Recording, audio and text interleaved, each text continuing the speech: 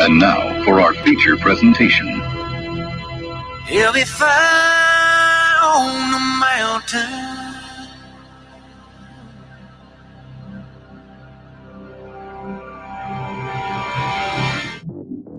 JB and Darren on the JB and Goldwater Show. Line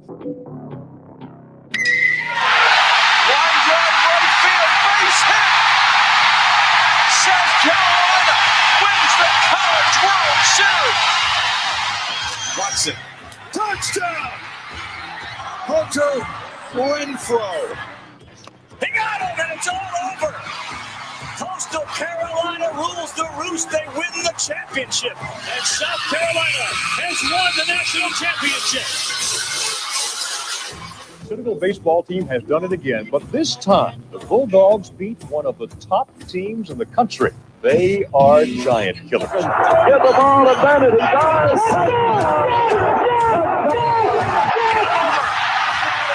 Gamecocks are in the Final Four.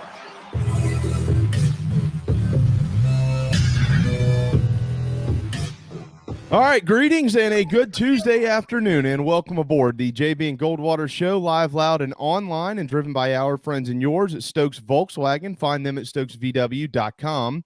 Find us on the JB and Goldwater app. You can download that into your phone. It's free, and you can watch and listen to our program daily, 12 until 2 o'clock. If you happen to miss it, you can always go back and check us out as well. Make sure you follow us on social media across all platforms, at JB and Goldwater, individually at Sports Media JB, and at Darren Goldwater. Our text lines and our phone lines are open, and you're welcome to join us on them. 843-321-8893. That's our phone number and our text line. So put it in your phone, save it in your phone, and use it whenever you feel like using it. And Darren will pop you right up onto the screen and into the program, and we'll fuss and discuss whatever you've got to say, like our friend Craig just said here just a moment ago. You can also follow us individually at Sports Media JB and at Darren Goldwater.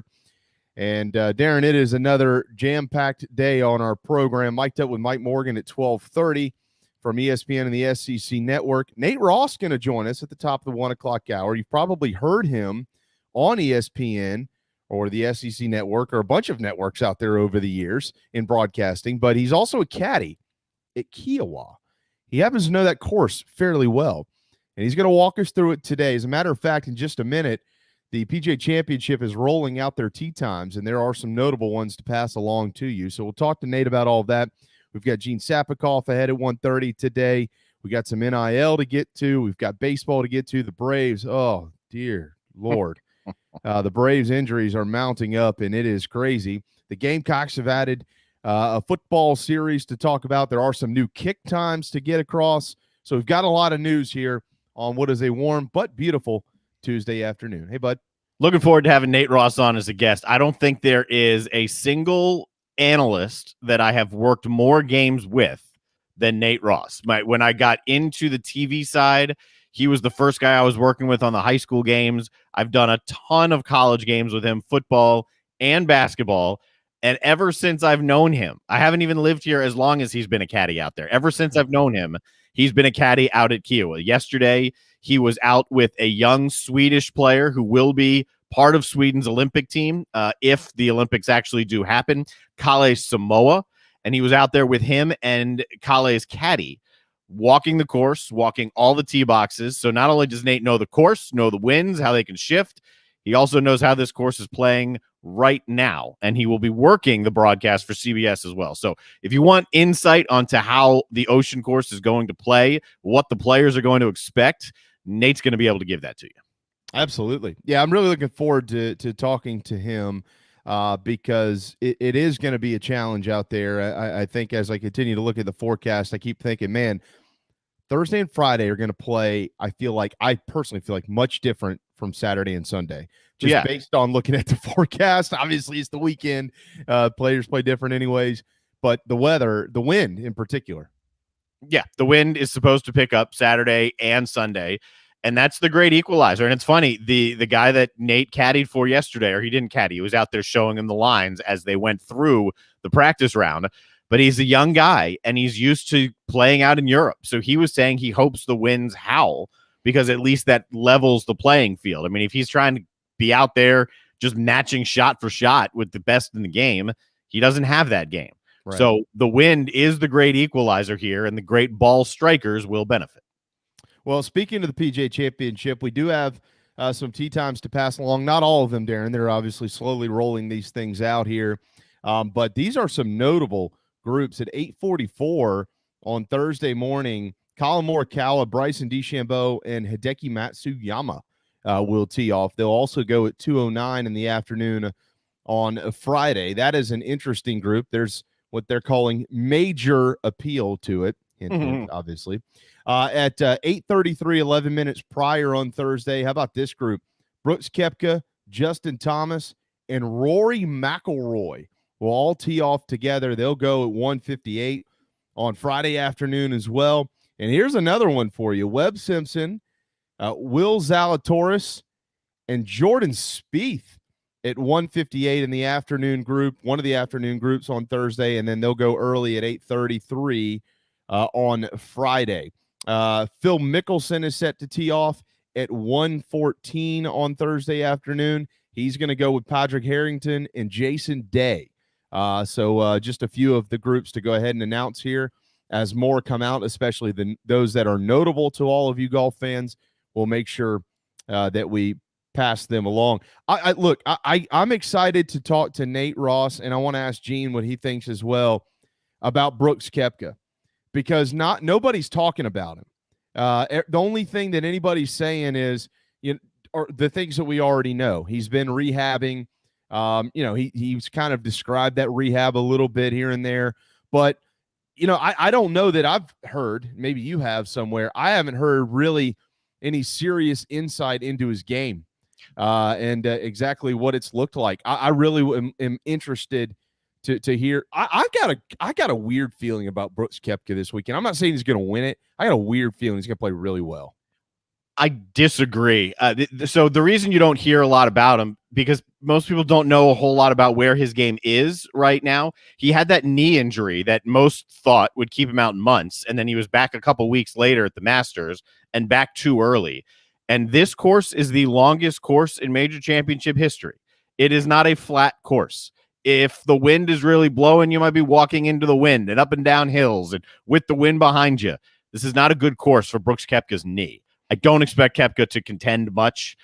It would shock me if he does when he was at the tip of his game, and he can get back there. He's still young, but it was the major championships. There was a little rub on him that the other tournaments don't matter, and it was all about the majors, and he kind of rubbed some people the wrong way. That has faded a little bit. There isn't as much animosity towards him now, but he hasn't been out there since that knee injury, really, other than the Masters not playing well, to give anyone some type of confidence that he's going to go out on the ocean course and play well at the ocean course. Yeah, it's certainly the challenge is there. There's no doubt about that, Darren. You make a bunch of great points, and we'll just have to see. I'm interested to see who's seen him this week thus far. I mean, they haven't been here that long, but an early glimpse at Brooks Koepka could probably tip you off a little bit as to what he looks like and how he feels.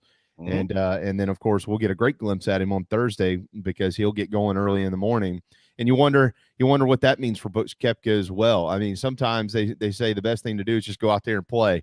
It sucks to have to sit there right on and watch these guys go in front of you, and sometimes just go play and let's see what happens. Here's another one to pass along real quick as well.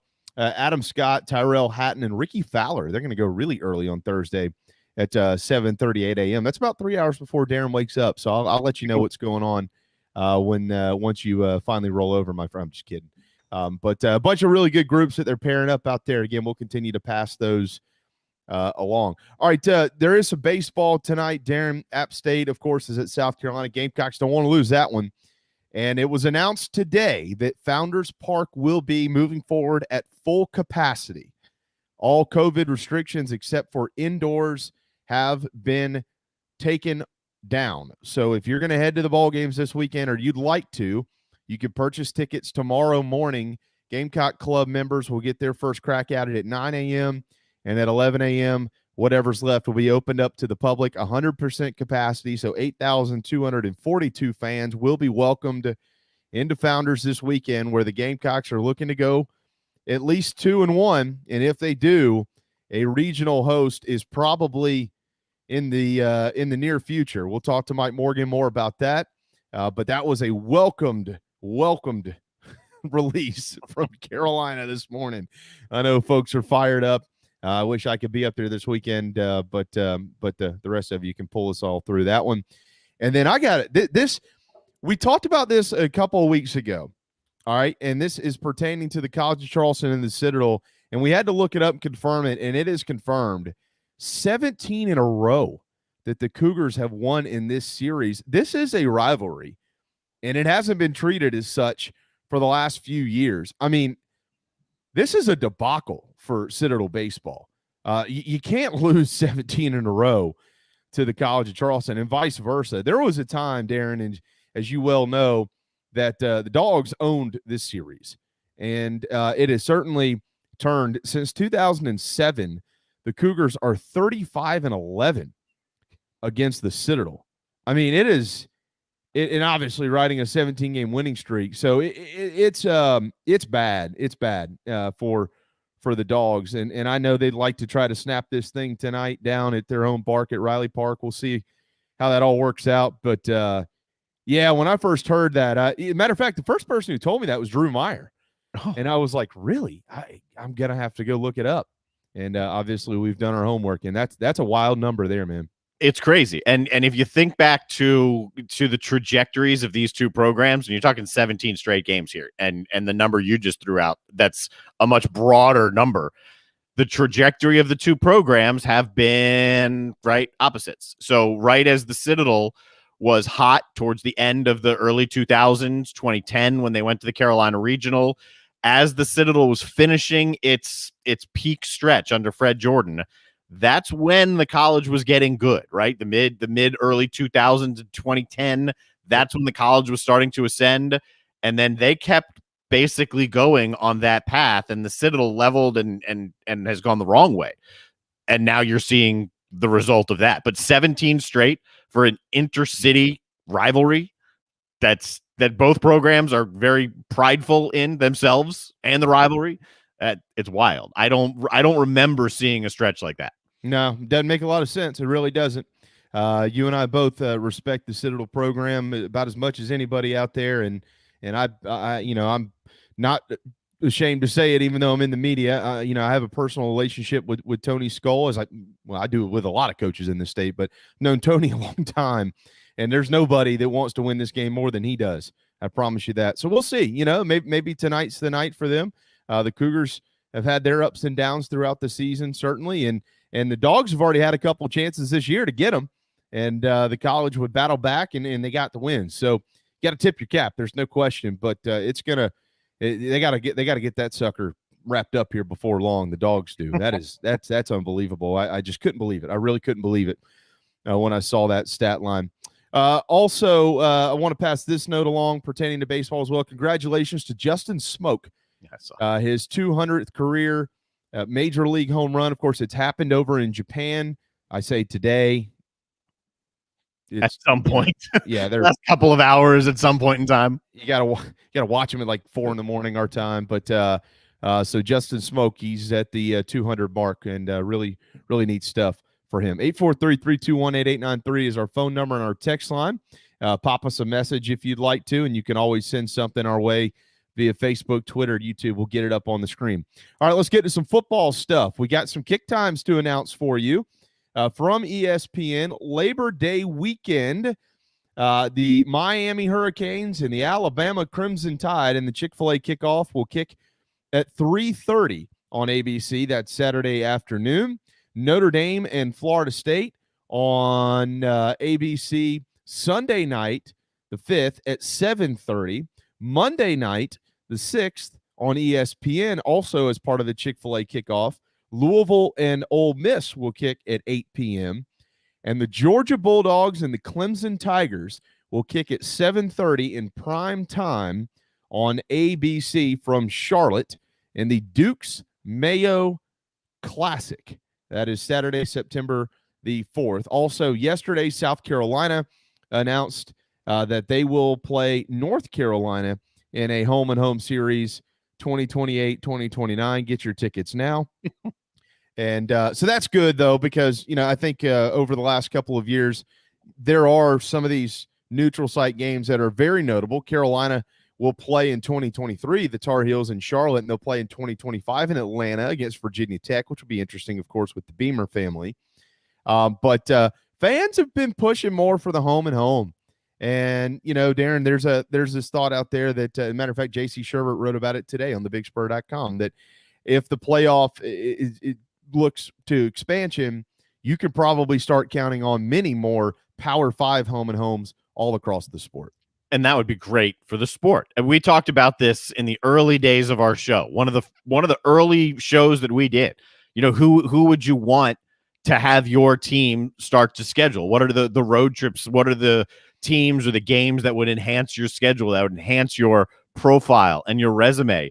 And if the tournament expands and there are more spots available, then they'll put more of a premium on getting another game in there that isn't just a walkover game. You have to enhance that schedule. So it benefits the fans, it benefits the teams, so long as you win. And it's a win-win all the way around. And as for Clemson, Georgia prime time, stunning. Who saw that coming? No way. I agree. Yeah. I don't think that was going to be anywhere but 7:30 p.m. I had actually put up a poll question last night that South Carolina, this is what their future looks like as it pertains to opponents in the ACC outside of Clemson, clearly.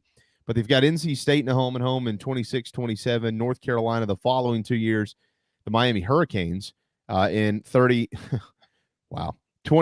2031, and way out there, Virginia Tech home and home, Blacksburg, Columbia, 2034 and 2035. So there's a little gap in there, 2032 and 33. I said, who should they fill? And I put 4 names on there. One of them is not an ACC member, but they're an affiliate. That's Notre Dame. The others, Florida State, Louisville, and Georgia Tech. And right now, 38.8% of the vote says Notre Dame. Name value.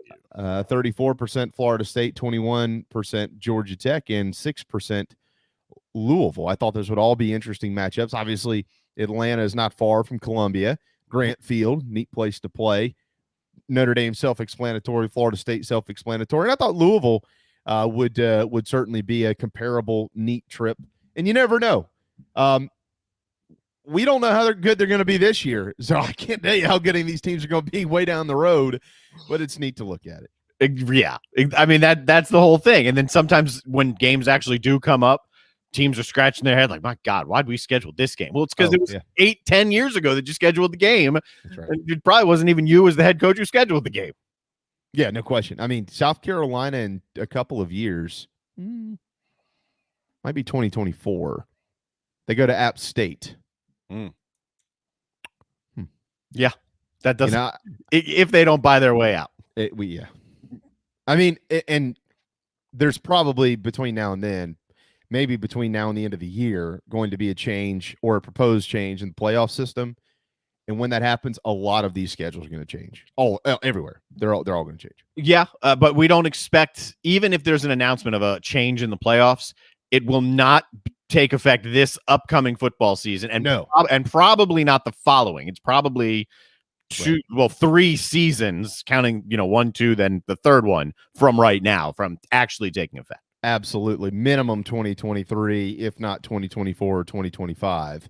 I say minimum because you never know, but I would even project 2024-ish, or somewhere in that ballpark. I'll predict this. I do not think that the current 12-year contract will be totally completed. I think it'll be a year or two shy. I agree with that. And here's one of the main reasons why it benefits ESPN to get into this discussion early. It's the same way that they jumped in and stole the SEC package from CBS. It benefits you to get into the table early when nobody else can negotiate, because nobody can go in and steal it from you. So go in, renegotiate, do what will be done on the back end, and make sure no one can come in and compete with you again. That's exactly right. And college football knows that. And there will be a hefty $1 billion+ price tag on this thing. Not billion, billions of dollars for them to pay. And by the way, what'll be interesting is part of all those negotiations will be name, image, and likeness, because one of the big selling points with the NFL is the stars. What do they do on Sunday night on NBC? It's Rodgers versus Brady, or Watson versus Dak Prescott, whatever. And they hype up these quarterback matchups and things like that. That's coming to college football. It's going to be here, and they already do like a little bit of that. I mean, we saw it this past year, Trevor Lawrence and whoever, whatever, the kid from Ohio State, whatever. Yeah. Fields, Mac Jones. Justin Fields. Yeah. I mean, we saw that, but it will be more prevalent, and it'll be more relevant, and it'll be more, not totally, but more individually focused in some of these broadcasts when name, image, and likeness arrives. That's an interesting point, because I wonder how the broadcasters and the family, right? Not just the guys you hear, but the whole entire crew coming from the top. I wonder how they handle this, because if we know this is coming, so whenever this comes, when they're doing games, are they discussing this? They'll probably discuss if someone is making substantially more than others in the sport, whatever sport they're covering, because that becomes a story. But otherwise, they don't. What they want to avoid is being a marketing arm for the players. The broadcast partners have no interest in being a marketing arm for the players. So how they navigate that will be something I didn't think about, but it'll be interesting to see. Yeah, I mean, we know how TV works. I mean, there you have your national spots and you have your local spots and things like that. Will you see more? The commercials are what we're talking about here. For those who don't know the quote lingo, will you see more of those with the guys who are actually playing in the game? Probably. You probably will, Darren. I mean, when you have those, I'm not saying that you're going to have Gatorade in there with, Mike Smith, who plays for Georgia. I don't know that, but when you have those local ads and you've got the local car dealer, or you've got, Palmetto SC grown, or something like that, do they have a Clemson player in there and it happens to be a national broadcast? I mean, there's going to be a lot that goes into this. It is going to change. I don't know, unless you're really focused on it, how much you'll pay attention to it. But if you do focus on it, you'll notice it. I'm stuck in between, and as the NCAA, we were expecting that possibly there would be some type of suggestion for reform prior to July 1. It doesn't look like that's going to happen right now. So July 1, there'll be 5 states that open up for NIL and nobody else. I don't know, unless something changes between now and then. I'm stuck in between this. I think it'll be a windfall for players, and this, is it really going to be that big of a deal? Are we really going to see it? Will it really be that much in our face, or will it become commonplace? And before we know it, just be normal. Yeah. I don't know. I just don't know, Darren. Louisiana announced today that they're pushing to get their law in effect by July 1 as well. So that will make 7. Now, we need to remember something here. Now, this isn't going to be a hang up necessarily, but it is part of the process. These kids in 7 states, Alabama, Florida, Georgia, Mississippi, New Mexico, Tennessee, and more than likely now Louisiana, are not going to be eligible to play. They have to receive a waiver from the NCAA to be eligible to play. Now, the waiver will be granted. The NCAA is going to grant waivers to any state and any program in any state that has these laws in place. But the NCAA has rules, even though the states have laws. Those laws can't tell a kid, well, it doesn't matter what the NCAA says. Our law says you can. No, it's still the rule of the NCAA. That being said, the waiver will be granted, and none of this will be an issue. Right, because at the end of the day, the state law will supersede the NCAA. Even though the NCAA can say for now, hang on, not yet, at the end of the day, that waiver is going to be granted because the state law says so. Well, they'd sue, and they'd win. Right. They'd sue and they'd win, and it would be over. Yeah, they're not going to go through that process.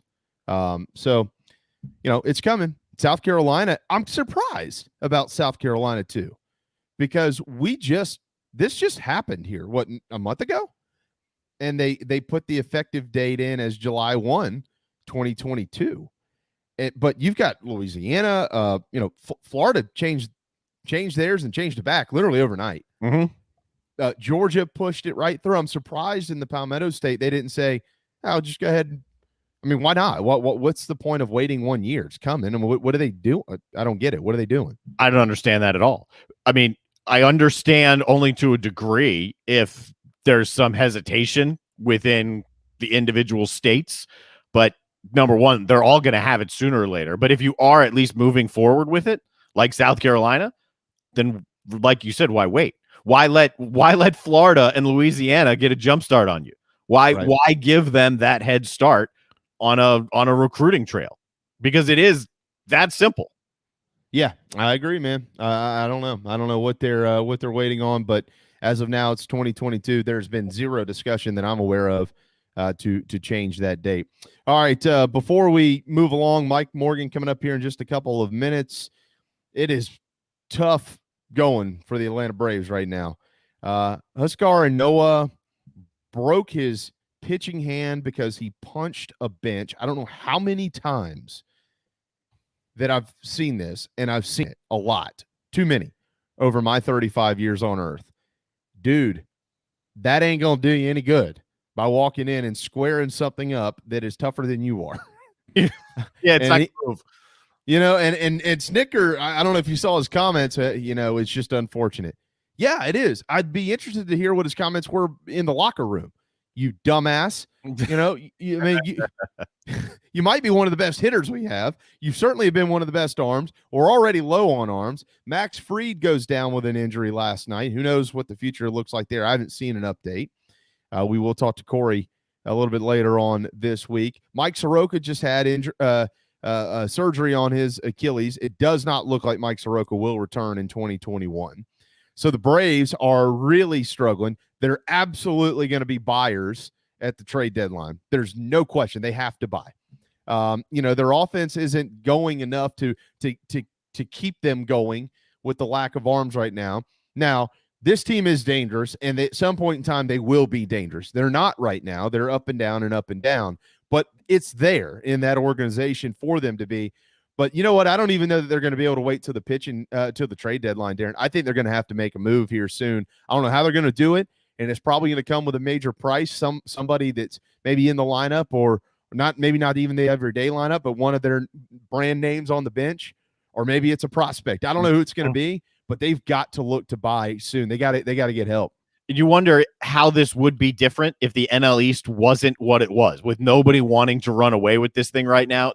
Everyone's still within very much chance of winning the entire division, right? I think the Nats are in last 4, maybe 4.5 games out. I didn't look at the standings today after the loss, but it's 4.5 games out. Everybody is there, which makes it even more important for the Braves to buy. They built this team to win the division.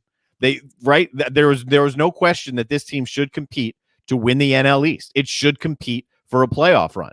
And now you're down 3 pitchers, one of whom was the guy who stepped up in the absence of the other and was a stud, and only after his first bad outing decides to go smash his hand into a wall. It's a big problem. And Acuna hasn't been able to stay fully healthy either. They have to go out and buy. And like you said, the price tag is higher because the demand will be higher.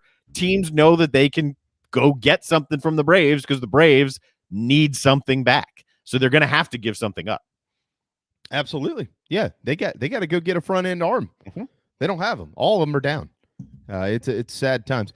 Also, we do want to keep you updated. If you haven't seen or if you haven't heard, Kevin Pillar hit in the face last night with a pitch in that Mets Braves game. The Braves did lose to Randy Carlson's Mets. So Randy, if you're watching or listening, tip of the cap to you, my friend. He has multiple fractures in his nasal area, the nose, obviously, and there is no other update outside of that. I have met Kevin. He is best buddies with Justin Smoke from their time in Toronto. His wife, Amanda, they've got a couple little kids. What a cool dude. He's a great dude. That's a great family. So certainly want to pass along our best to the Pillar family. Hopefully he's going to be okay. He did tweet out that he was okay, but he's got some issues going on. He's going to get looked at in Atlanta today. And hopefully over the next couple of days, we'll get a better update on Kevin Pillar, who, by the way, is still one of the best outfielders in baseball. He can flat out go get it. It's scary now. It's scary in the league. That's now twice in like a week and a half that someone's been hit in the face with a fastball. Bryce Harper got lucky and was essentially fine. But there's something to what John Smoltz has been preaching now for a little while.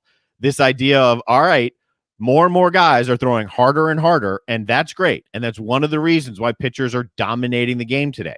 But as these guys go throw harder and harder, not as many of them are controlling what they should be. So you want to pitch inside, that's great. But if you can't control it, and that's what we're seeing, then guys are getting hit in the face. And this is a problem. Not just the face, the head, anywhere up there. Like, we don't want this happening. So if the trend will continue for these power arms, there's got to be some answer of, great, now how do you control this so we don't start just knocking off our stars or anybody else or killing someone one day? Yeah, you wonder who the first player is going to be to put the cage on their face and go up there and hit, like in softball or Little League. Harper got hit in the face, and he's been wearing one of those, side jaw things for a while. It still hit him square in the face. Yeah, it's and you know what? That is a valid discussion. When you're getting hit in the face with 95 plus mile an hour fastballs, I've been hit. That's happened to me. It split my whole. It wasn't 90. It was 91 or 92. Split my whole lip open here, and I was okay. I didn't have any major surgery or anything. As my mom always said, you've got a hard head, so I was fine. But it's nothing like what these guys are going through. All right, we need to hit a timeout. Mic'd up with Mike Morgan, powered by Wando Power Equipment, when we return. This is Mike Mazzell for Stokes Volkswagen on Ashley Phosphate Road with exciting news. It's springtime and we're playing ball. Most dealerships don't have any inventory, but at Stokes Volkswagen we do. So we're playing ball on every new Volkswagen in stock. Every new Volkswagen available with zero down. Qualified buyers can sign and drive with interest-free financing for 60 months. Remember, Stokes Volkswagen on Ashley Phosphate Road is the fastest, easiest way to sell your car and get the most money for your trade. Plus, we'll take any trade in any condition, paid off or not. Is your credit in a slump? If you've got $500 down and you make at least $2,000 per month, our lenders can get you approved. So if you want to strike out, that's okay. But if you want to hit a home run and save on a new Volkswagen, come see us today at Stokes Volkswagen on Ashley Phosphate Road or StokesVW.com. $1,666 per month per $1,000 borrowed for 60 months at 0% APR with zero down. Plus tax tag. Includes $499.50 administration fee. Subject to VCI credit approval. Expires month end. Peace and love at Stokes VW. Wando Power Equipment, the trusted home of Hustler zero-turn residential and commercial mowers. There is nobody more trusted in South Carolina than our friends from Wando Power Equipment. They've been providing elite commercial and residential service for over 30 years. Landscape Services have turned to their selection of Hustler zero-turn mowers like the Raptor. Bigger, stronger, faster, and the most durable Raptor Hustler has ever designed. Located on Daniel Island and online at wandopower.com. Wando Power Equipment, owned by the Price family, the home of Hustler zero-turn mowers, rentals, service, and specializing in family and friendship. Shrimping season's back. That means local caught shrimp. That's right. Local caught shrimp back on the menu at the Dog and Duck. All three locations, Bell Hall, Park West, and Clements Ferry Road, now featuring once again local caught hand-breaded shrimp, plus other daily specials like the Game Day Burger every Wednesday, Rib Night on Friday, rotating taps all the time, and all the TVs you can possibly imagine for whatever you want to watch. The Dog and Duck in Bell Hall, Park West, and on Clements Ferry Road. Let me see what you can do. JB and Darren on the JB and Goldwater Show. And that's just how we do it. Live, loud, and online. The moon comes up and the sun goes down. Little spot on the edge of town. All right, 12:34. Welcome back to the JB and Goldwater Show, driven by Stokes Volkswagen. Where is May going? May 18th it is. We're right around the corner from regionals in college baseball. Wando Power Equipment powers our segment of Mic'd Up with Mike Morgan in what is getting to be hot Atlanta. Hey, Mike. Hey, guys. How are you?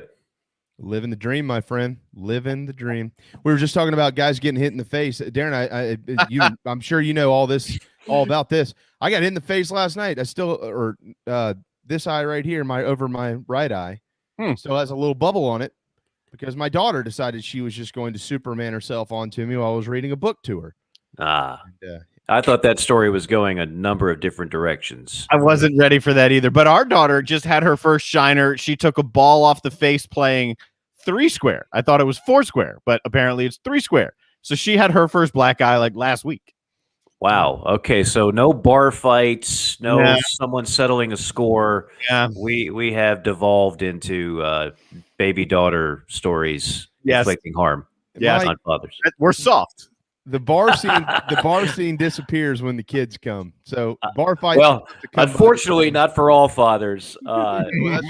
Some fathers never grow up. I seem to run into those guys from time to time. But yes, you are right. It should, at that point, as a responsible pop. But it's kind of like, as we were signing on, one of my favorite movies of all time. And some people call this a great baseball movie. Some call it a great sports movie. I think it's just a great movie, period. The original Bad News Bears. The original. Yes. There's so many morals to that movie that still hold up today. If you remember, the reason that team even got formed, it was because it was a lot of those kids didn't get picked. So they filed a lawsuit for inclusion to get played. And then this was made in 1976, way ahead of its time. But as someone, I used to do some little league umpiring in baseball and basketball, and a little bit of flag football and stuff. And so I dealt with those kind of parents on a regular basis. And as I've said before, it's not the dads that were the worst. It was the moms. So, but that movie, it's like I said, still holds up today. You go on YouTube, you see some incredibly embarrassing antics from parents. And the ones that physically assault referees and umpires, where did you lose grip on life if that's your thing, to go assault some guy who's making $12 a game because you disagree with the call? Just ridiculous.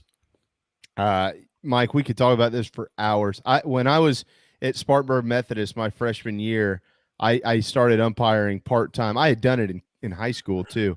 And I literally, there was a call to end the game. I was in the field. Kid ran through first, took a jab step towards second. So he made an attempt. The ball was thrown by the first baseman.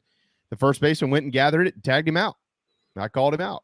And they got all upset with me. I walked off the field, and the mom, I guess it was I'm pretty sure it was the mom of the kid, spit on me. I couldn't believe it. Goodness. I could not believe it. Everything in my power, I put my head down and I said, keep walking. Just keep walking. Yeah. I had to toss a grown woman, wasn't even a mom, in a competitive slow pitch softball league, and I was working the plate.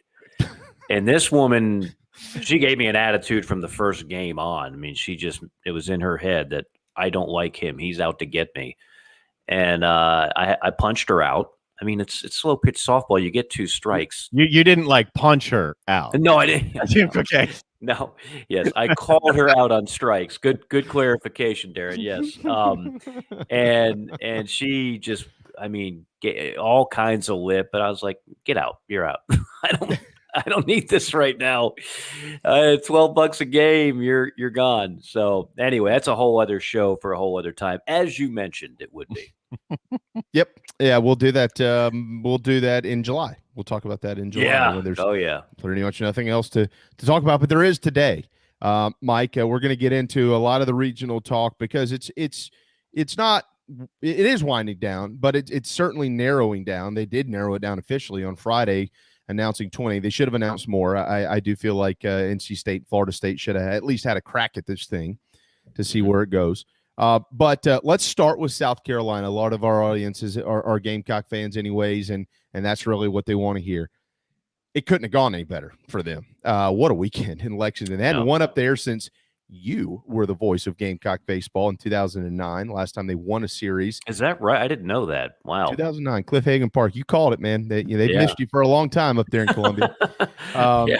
But Derek got to call him this weekend, and Tommy was still there, so maybe Tommy's the common nominator. Who knows? Well, of course, most of my years, Tommy didn't get to travel on the road. They didn't want to pay for an analyst, so Tom Price did color for, I think, 8 of my 10 years. Yeah.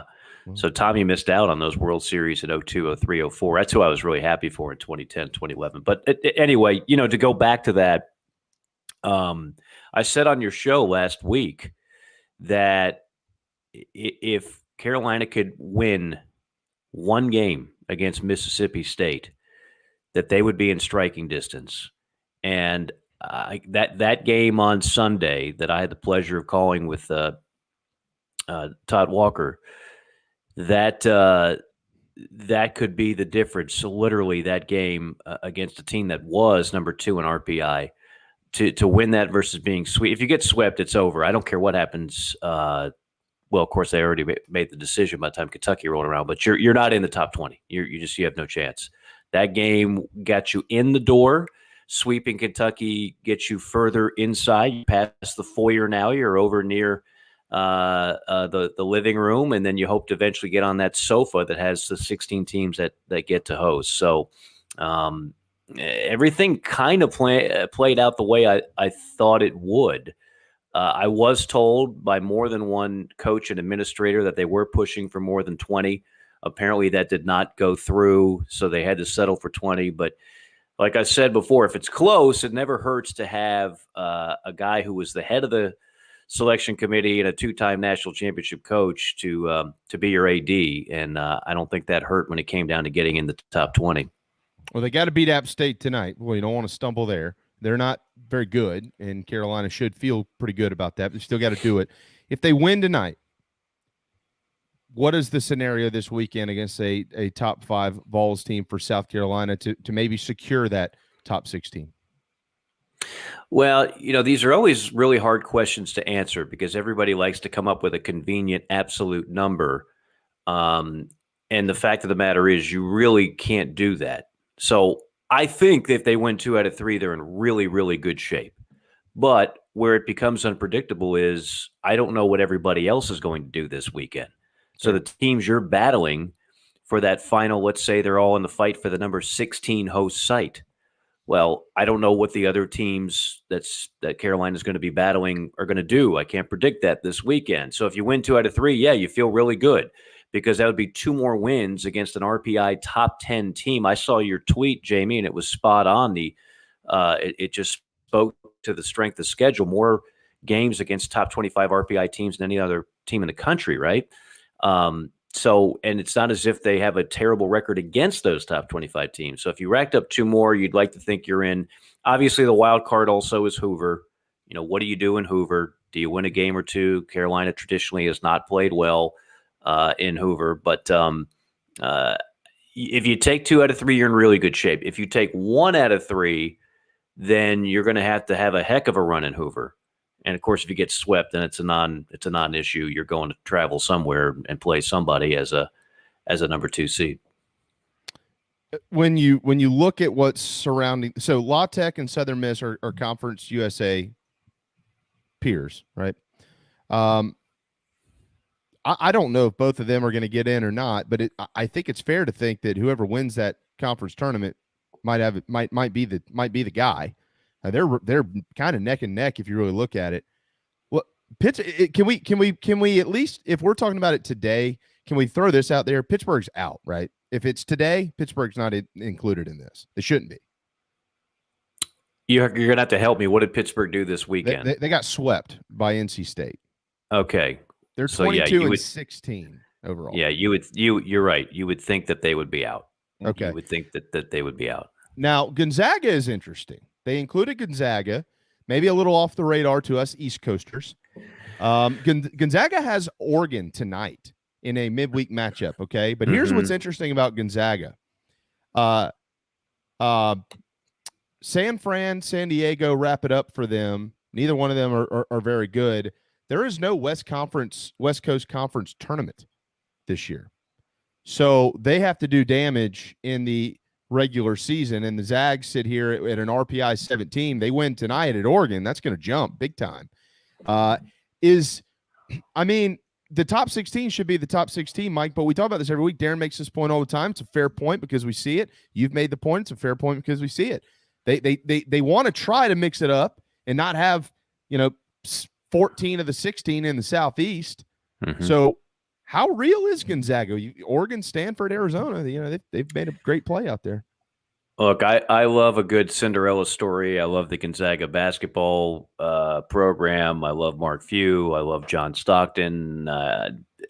We did a deep dive on this during my LSU Alabama game over the weekend on these type of teams. And yes, they did play some quality opponents out of conference, but I don't think there's enough there. And so I know the committee, again, they won't admit this, but I've seen it time and time again. They desperately want to have geographical balance. They don't want the same teams hosting every year, from the same conferences every year, from the same region every year. And so a Gonzaga to them is really appealing, especially since we don't have, the normal Big West Pac-12 infusion that we could count on years ago. That well has dried up a little bit. Cal Santa Barbara was a preseason top 10 program. They've had a disappointing year. So they're not obviously going to host. I don't think anybody from the Big West is really in line to host this year. The Pac-12 hasn't had the depth that it used to have. So now you're reaching, okay, Gonzaga. Look, the thing is, these teams are all capable of winning a regional. I know that because I've seen it. I've called it. That's not the issue. I'm not saying, just dismiss this mid-major because it's a mid-major and they don't play against the big boys, 30, 36 times a year.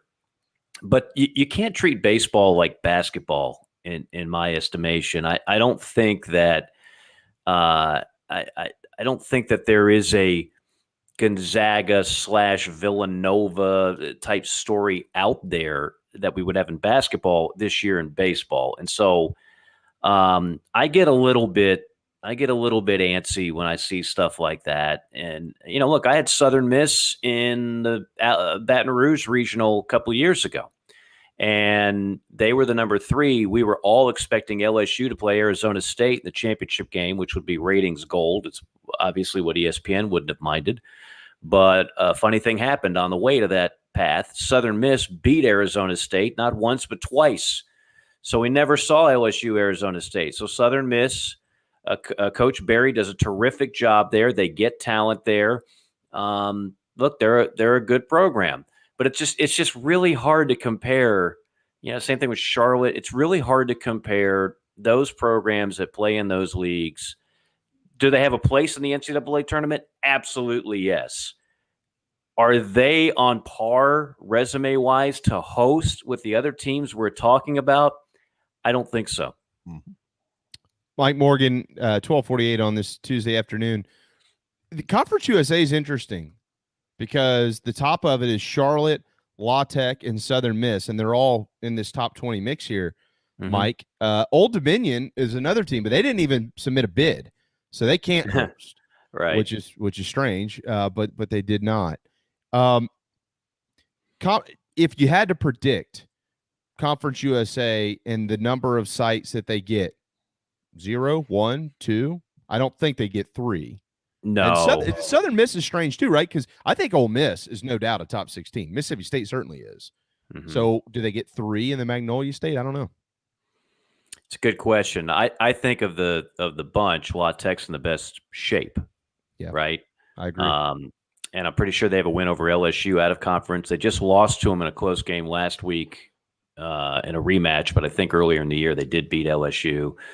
So I think La Tech would have the best shot of that.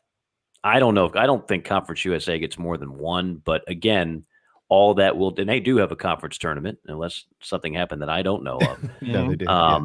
So whoever wins that will certainly have a chance to build their resume, and we'll see how it all finishes up. But I mean, the committee, again, they approach it very much like they do basketball. They are going to crunch a bunch of numbers, which are very hard to compare. Now, if you're an ACC school, you mentioned NC State. You could have made the case for Louisville before they kind of went through a swoon here late. The problem with the ACC in a lot of ways, and I'll be doing the ACC championship, so I'm looking forward to that because there is some great baseball played in that league. But they made a conscious decision to go to 36 conference games instead of the normal 30 and play fewer out-of-conference games. So you had fewer data points, if you will, out of conference to measure up your conference versus the other. Now, you still have great matchups like Carolina, Clemson, Georgia, Georgia Tech, Louisville, Kentucky, Florida, Florida State, Miami, Florida, but you didn't have quite as many as you normally would. So I think the committee is going to have a more difficult job this year than ever. There's going to be some really difficult decisions on those final two teams that don't host and on those final two teams that don't get into the NCAA tournament. Well, we know this. The ACC, for the most part, well, I would say all at this point in time, but one team will be on the road. Notre Dame is in line to host, and they should. They've only played 36 games this year, though, which is interesting. All right, so I mentioned Ole Miss. They take the series from Vanderbilt, Mike, and they've got to go to Georgia this weekend. I know Georgia's fighting for their postseason lives. You don't have to go on the road in the SEC and beat a top 25 RPI team to get brownie points. The road in the SEC is the road in the SEC. And we just saw, hey, Missouri this weekend, look what they did to Mississippi State. Ole Miss, I feel pretty comfortable in saying, unless they totally fall apart here in this series and then in the SEC tournament 2-Q, maybe they put themselves on the bubble, but I don't see any way that they're not a host. Do you agree, disagree? I don't disagree. I mean, you're asking me questions where I really, to give you a definitive answer, I'd almost like to have all the data points, the metrics, in front of me to give you a clear-cut answer. But I think Ole Miss is in really great shape. I think this past weekend helped immeasurably. Well, the two things that stand out to me, Mike, they're 12th in the RPI, which is one behind South Carolina, but they're 15-10 versus the RPI top 25. That's an enormous number. Mm-hmm. Yeah. So, Now, what about, I mean, I always feel uncomfortable saying definitely because they still have 3 games in conference left, and then they got Hoover. So, I mean, if you just had and everybody's had one just about in the SEC, with the exception of Arkansas, where you play your worst baseball of the season and you get swept, and then anything can happen in Hoover, so you could conceivably go 0 for your last 4. Well, then now all of a sudden your Ole Miss argument becomes a little bit more flimsy.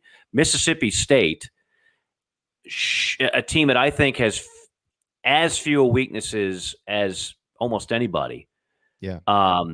They somehow lose 2 of 3 to Missouri, who I have tonight against Kansas in kind of a classic Big 12 rivalry game, just kind of off the beaten path. We're gonna have some fun with that. I mean, the game is the game, but we're gonna talk a lot of big picture stuff like you and I are talking right now. Or Mark Mangino and Les Miles. Yeah, exactly. Where is Mark Mangino now? Where's Les Miles now?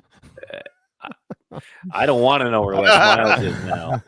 I know one thing: I'm keeping my distance, but he's chewing up somebody's lawn. Yeah, Mark Mangino did something I don't know if we're ever going to see be done at Kansas football ever again in our lifetime. But no, I mean, the fact that Missouri just took 2 out of 3 against Mississippi State in Starkville, how does that happen?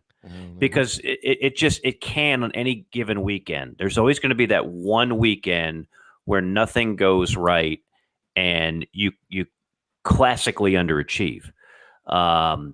So all those teams that you're talking about are obviously trying to avoid that this weekend. Well, and I think what's good for South Carolina, although they got swept at Ole Miss, it was Ole Miss. They honestly, if you look at the Carolina has 16 losses, quad 1 losses, 16. They have 18 total. I mean, that's almost all of their losses are against the best teams in the country. Right. So, right. I mean, that's what's all right now. But one team that they don't have a loss against is Florida, and the Gators. I mean, that's probably when I'm looking at the schedule right now, Mike. I don't see a series. Outside of South Carolina and Tennessee, but this one's on a national scale, the biggest one of the weekend. 9th ranked Florida at top ranked Arkansas. If they can do it. If Florida goes to, I know Arkansas is really good and they're hard to beat in Fayetteville, I get it, but if they go to Baum and they win 2 of 3, we're not predicting the field today. I'm just asking about positioning so we know what to watch for moving forward. Is Florida maybe not even knocking on the door of a top 8 national seed? Do you think maybe they slot in the eyes of the committee? Hey, Gators, strong, top 8.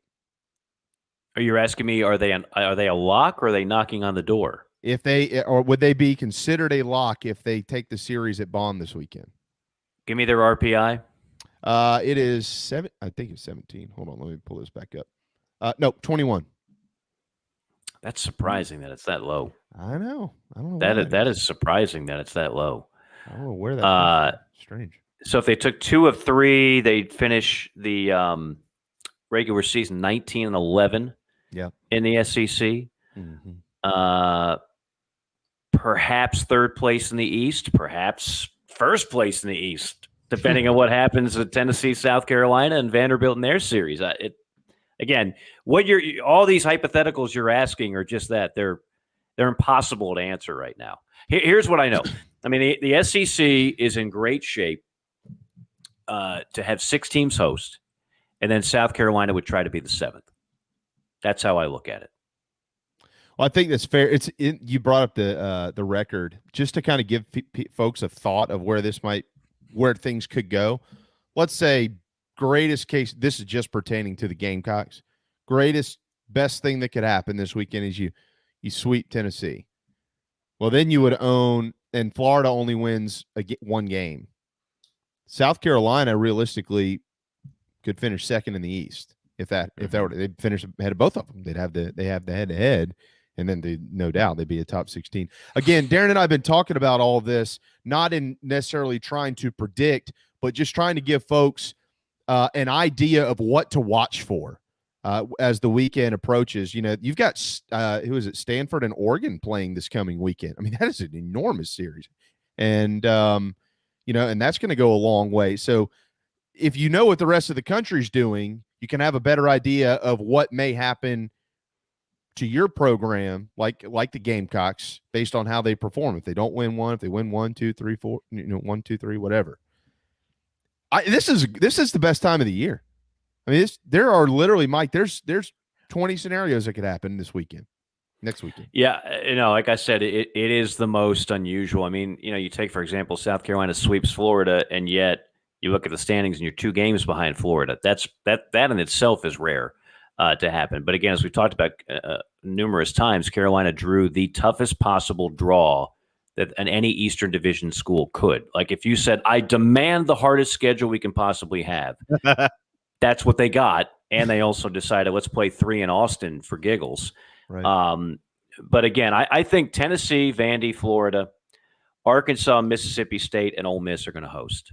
I think South Carolina would be that 7th if really good things happen this weekend and or in Hoover.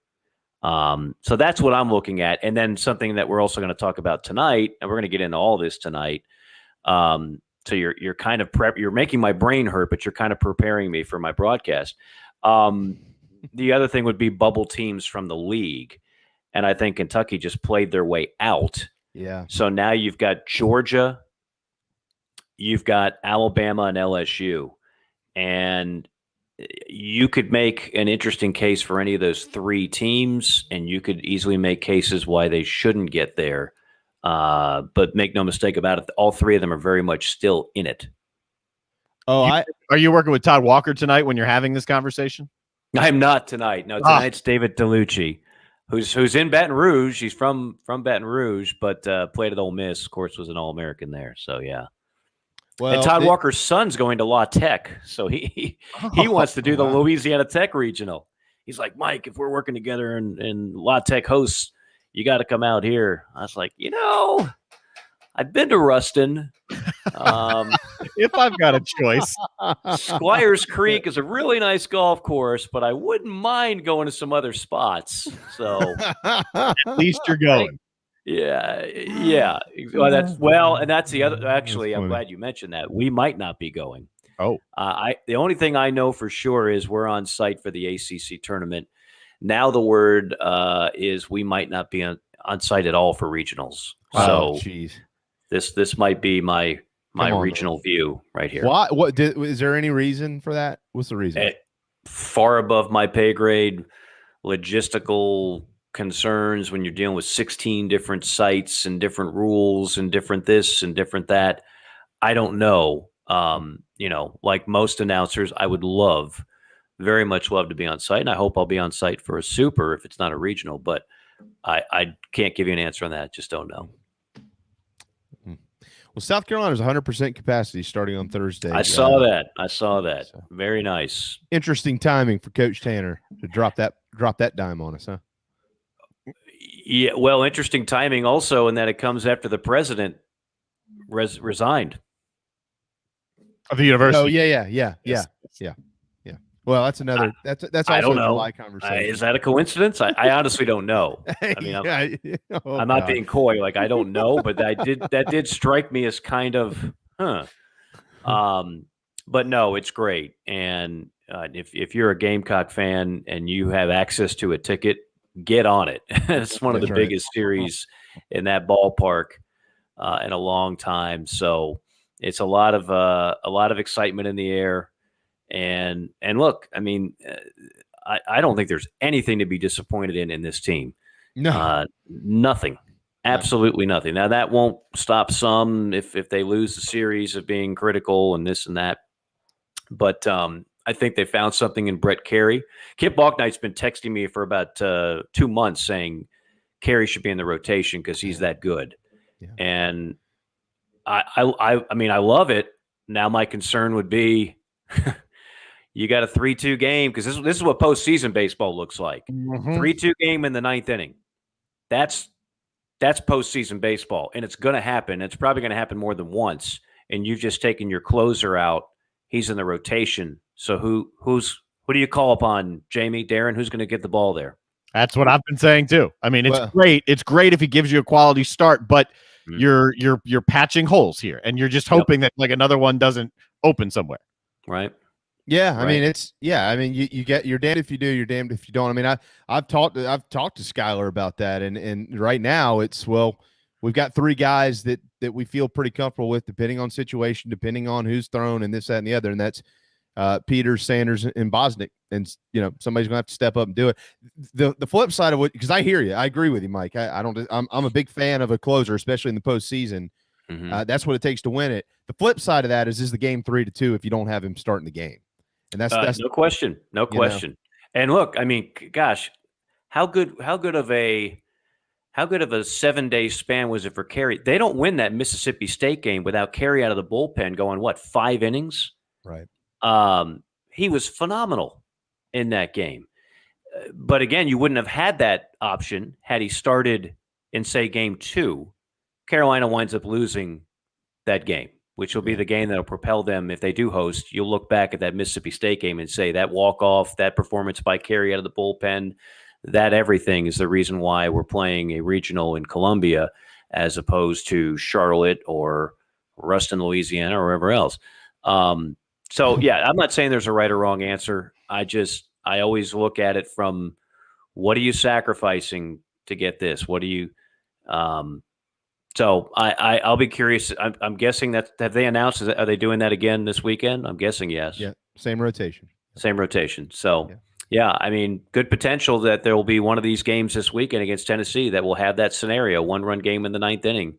Is Bosnick going to go out there and walk the leadoff man, or is he going to throw strikes right away like you want a closer to do? Yep. Yeah. I think they figured out the best thing last week. Just score 32 runs in 3 games. Don't worry. Yeah, well, it ain't. I mean, with all due respect to Kentucky, yeah, it's not happening this weekend. You don't have that you don't have that the rest of the way. Nah, it's over. You'll have that in a potential 1-4 or 2-3 game in a regional, but you will not have that against Tennessee. You will not have that in much of the SEC tournament.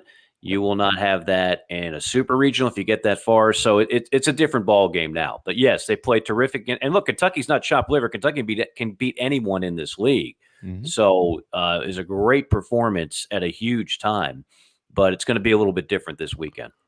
All right, well, as we let you go, you mentioned the president a minute ago. I was thinking about this the other day. I meant to text you and I forgot, so I'll just do it publicly. I always still laugh in my head when I think about that.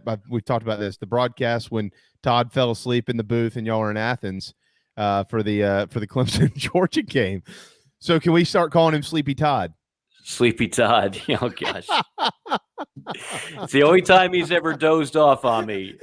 And to be fair to him, that was one of the longest games in the history of the SEC. Maybe the longest game. It's got to be the longest game in the history of the SEC network. That's not even close. Oh, one of the God. longest games I've ever been a part of.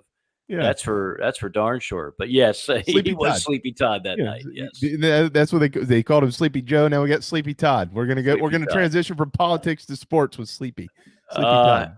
I have more confidence in Todd in several areas, so I'll leave it at that. Oh man, well, it just makes me laugh. Todd. Yeah, you there? That was good. Anybody? Mike, we'll let you run. We'll have the game on tonight, certainly, to catch your voice. And final weekend is here, my friend. Enjoy it. What a great time of the year in college baseball. Yeah. Thank you as always. Oh, absolutely. Enjoy it. Can't wait to talk next week about how everything has wrapped up and how everything is looking ahead. So that'll be a lot of fun, and always a lot of fun to save money. I see there on the bottom of the screen. I know not everybody's streaming. Stuart Wingo, the lowest mortgage rates anywhere. The man has helped me out 4 times over the years. He's helped out several of your listeners who have already been so appreciative of that. So give him a call at 803-319-1777.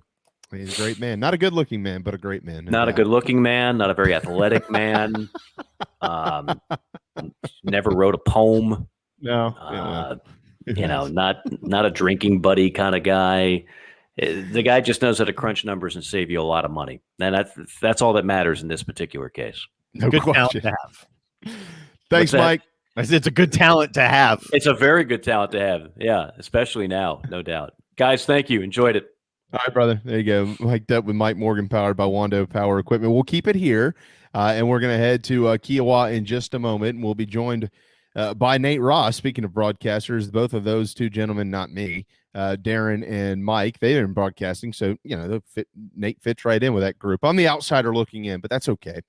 He's going to walk us through as we continue to preview the PGA Championship, kind of walk us through the course out there amongst a few things that we'll get to in this next discussion. And then Gene Sapakoff is coming up around 1:30 this afternoon. As always, thanks to Mike Morgan. Wando Power Equipment, again, is where you need to go to keep the outdoors looking good, wandopower.com. But back to the phone lines we go. It's interesting to see the photo that Darren has put up on the screen if you're watching our broadcast of Nate Ross as a caddy, because generally it's television and suit, but that's not going to be the case today. Nate's going to give us some insight as to what we'll want to pay attention to this week at the PGA Championship at the Ocean Course, and he joins us now. Hey, Nate, how you doing, man? I'm doing great, guys. How are you? Appreciate it. Well, what do you want? Do you want to talk basketball or do you want to talk golf? No, it's not basketball season. I just watched Brooks Koepka and Bubba Watson put out on 13, so let's talk golf. Yeah, all right, so let's talk Koepka. Perfect. Because we were talking about Koepka, I don't know, an hour ago or so. Jamie was interested, thinks maybe he can contend. I think whatever's going on with his knee, he won't be able to walk this course and contend over a 4-day stretch. How'd he look? Yeah, I mean, he looked great on the range. He's not, I thought he'd be taller, but he is thick. It was funny. He was standing next to Bryson DeChambeau on the range, and he didn't look big. But then when he walked away from Bryson, he looked pretty damn big. But and he's not limping or anything. He's fine. But this is not a hilly course, but it's 7,876 yards. So then you got to walk up to a bunch of greens and up to a bunch of tees. So it's not hilly, but it's not a walk in the park. And in fact, he has shorts on today, and he doesn't have a brace on his knee. I noticed that because you can wear shorts in practice round now. But no, he looked good to me. But it's only Tuesday. Yeah, that's right. It is Thursday when they'll officially tee this thing off. Have you had a chance to see some of the groups that they have released for beginning Thursday morning? Have you seen some of those pairings? I have not. I didn't know they were going to release them until tomorrow. I have not seen that. Oh, and I thought it was tomorrow too, but they've slowly trickled them out since noon, so a little bit over an hour ago, through the PGA Championship Twitter page. Let me rattle off a couple of these groups to you, and maybe you can give us some insight as to what stands out to you, Nate. Early in the morning, 8:44 on Thursday, Colin Morikawa, DeChambeau, and Hideki Matsuyama. That's one. Koepka, JT, and Rory. That's one at 8:33. Spieth is going to go with Webb Simpson and Will Zalatoris in the afternoon at 2 o'clock on Thursday. We'll stop there. What stands out amongst those three groupings? Well, it's funny you say that. When I walked out here, I came to the clubhouse and then walked, which I've never done in my life, walked the course backwards. Normally I walk it forwards with guys that cheat to shoot 120, but I walked it backwards. And on 17, it was Zalatoris walking up. And as big as Bruce Koepka is, that's as skinny as Zalatoris is. He's a little kid. But he hit it from 235 on 17, dead into the wind to about 20 feet. So obviously he's going to be good. And then when we was talking to some people that I saw out there, and then all of a sudden there was a ton of people around the 17th tee. And walking off 16 green was Mr. McIlroy, the guy that won it here last time and just outplayed everybody in the field last time. I think he won by 7 and he birdied the last hole. But he's got to have good feelings about this place. But the unusual thing is that the wind is blowing yesterday, because I caddied yesterday for somebody, and today in the exact opposite direction that it should blow when it's warm. It's blowing from the northeast straight into them. And when it's around 80 degrees, it usually blows from the southwest. So when it blows this way, it makes the last 5 holes dead into the wind. And they are really long, and they are difficult when the wind's not blowing. They're exceptionally hard when the wind's in your face. If not physically, just the mental part of it. Because you hit it a little offline and it's gone, as Mr. Koepka and Mr. Bubba walk by me right now. So what does that mean for Bryson DeChambeau? I mean, he's the big hitter out there, but this is a place you better be careful with that. Well, downwind holes, he can just, he hits it pretty straight. Yeah, I watched him on the range a little bit, but he didn't have the driver in his hand yet. But downwind holes, he hits it straight. If he can hit it straight into the wind, so far it's not a crosswind. If it becomes a crosswind, it freaks them out a little bit. Because into the wind, you just hit more club. Downwind, you hit less club. But last time I was here, it didn't blow much in 12, but it blew across the golf course from the south, which is from the way the bottom of the state is shaped. The ocean is south. Right. So it came off the beach last time. But this is straight into it. The last 5, the first 4 and the last 5 are dead into it. The middle 9 are with it. So he can go over a lot of things that most people can't if he can hit it 320-ish. There's been a lot of talk, right, about the long hitters and the idea of, all right, if you're super long, like a DeChambeau, if your ball's in the air 7, 8, 9 seconds, then that wind will mutilate your golf ball. In your experience walking the course, knowing where balls must be in order to have the best approach shots after that, what are these guys about to look at with the course lengthened the way that it's been lengthened here? Well, the thing that Pete Dye, the late great Pete Dye does is he takes your eye from the tee towards all the bad stuff. He's the greatest there ever was at visually intimidating the golfer. But like the guy I was with yesterday, as we got into the fairways, he said, boy, there's a lot of room out here, but you can't see it on the tee. So you just got to trust your lines. If it gets into your head mentally that I'm not sure about this line, then you're going to hit it in the water, or you're hitting the sand dunes. But if you just trust your lines, and there's a lot of guys out here on the golf course, a lot more than they are on the range, just for that reason. Because in 2012, Rory played here, but a lot of these young guys never saw the golf course. And there's Padraig Harrington's out here. He played in the Ryder Cup here, but not many guys have done that. So it's not like they're familiar with the golf course. So if you don't trust your lines and believe in the line that you want to hit it, which will get you in the fairway. The fairways are generous, but you can't see it on the tee. You can't see those lines. The guy from Sweden or Finland that I had yesterday, he said, these fairways are really wide. He said, in the European Tour, the fairways are half this size. But once again, you can't see those fairways on the tee, especially where they're playing from. Nate Ross, caddy, of course, at the Ocean Course. He's been out there for over 20 years doing this, and of course, you've probably heard Nate and seen Nate on television. He is an analyst for the ESPN family of networks. Let's talk about Dustin Johnson. I don't know how much you've interacted with DJ over his years in the sport. Obviously, he's a South Carolina kid. And he's obviously played at the Ocean Course, but I don't know how recently he's been there. What do we expect? What are you watching for? I think he's actually on the range right now. What are you keeping your eyes on with DJ this weekend, and what's basically a home tournament for him? Well, as much as the fans loved Rory on that one hole, they'll love DJ even more because he's the hometown guy. And by the way, he happens to be number one in the world. That doesn't hurt either. That's right. I mean, he's the best player on the planet. So he these greens are different. They're called Seaside Paspalum, and there's no grain in these greens. The grass grows in every direction at once, so they never break as much as you think. But he's familiar with that. It's a lot of seaside courses have that. So I think he'd be the favorite as far as the fans here, simply because we're at Kiawah, we're in South Carolina, and that's just 2 hours up the road is where he went to college, and 2 hours the other way near Columbia is where he was born and raised. So I would think he would be the favorite among the fans out here. It's funny because yesterday, once again, the young guy the people were clapping. When various people hit shots, he says, they don't boo here much, do they? I said, no, not really. He said, what about the Ryder Cup? I said, oh, that's a different sport than golf. I said, they'll boo you in the Ryder Cup, but they won't boo you out here. But I would think DJ would have the fans behind him 110% out here. So if you do see the guy, Kale Samoa is how you pronounce that name. Kale Samoa. So instead of just calling him K, Kale Samoa is who you caddied for. Yep. And he strategically found a place out of the wind to talk to you guys. And he should be, if I'm figuring it out right, coming up to 13 in the next couple of minutes. That's why I came out here. How many of the guys are doing... sorry to cut you off. How many of the guys are doing full 18-hole practice rounds, and how many are breaking it up? Front 9, back 9, Monday, Tuesday, Wednesday, whatever they got to work on. If they got here on Sunday or Monday, they usually play 9 each. But now, like I said, they'll play 18 here because they got to get used to the rough, which is pretty long. It's almost 5 inches in some places.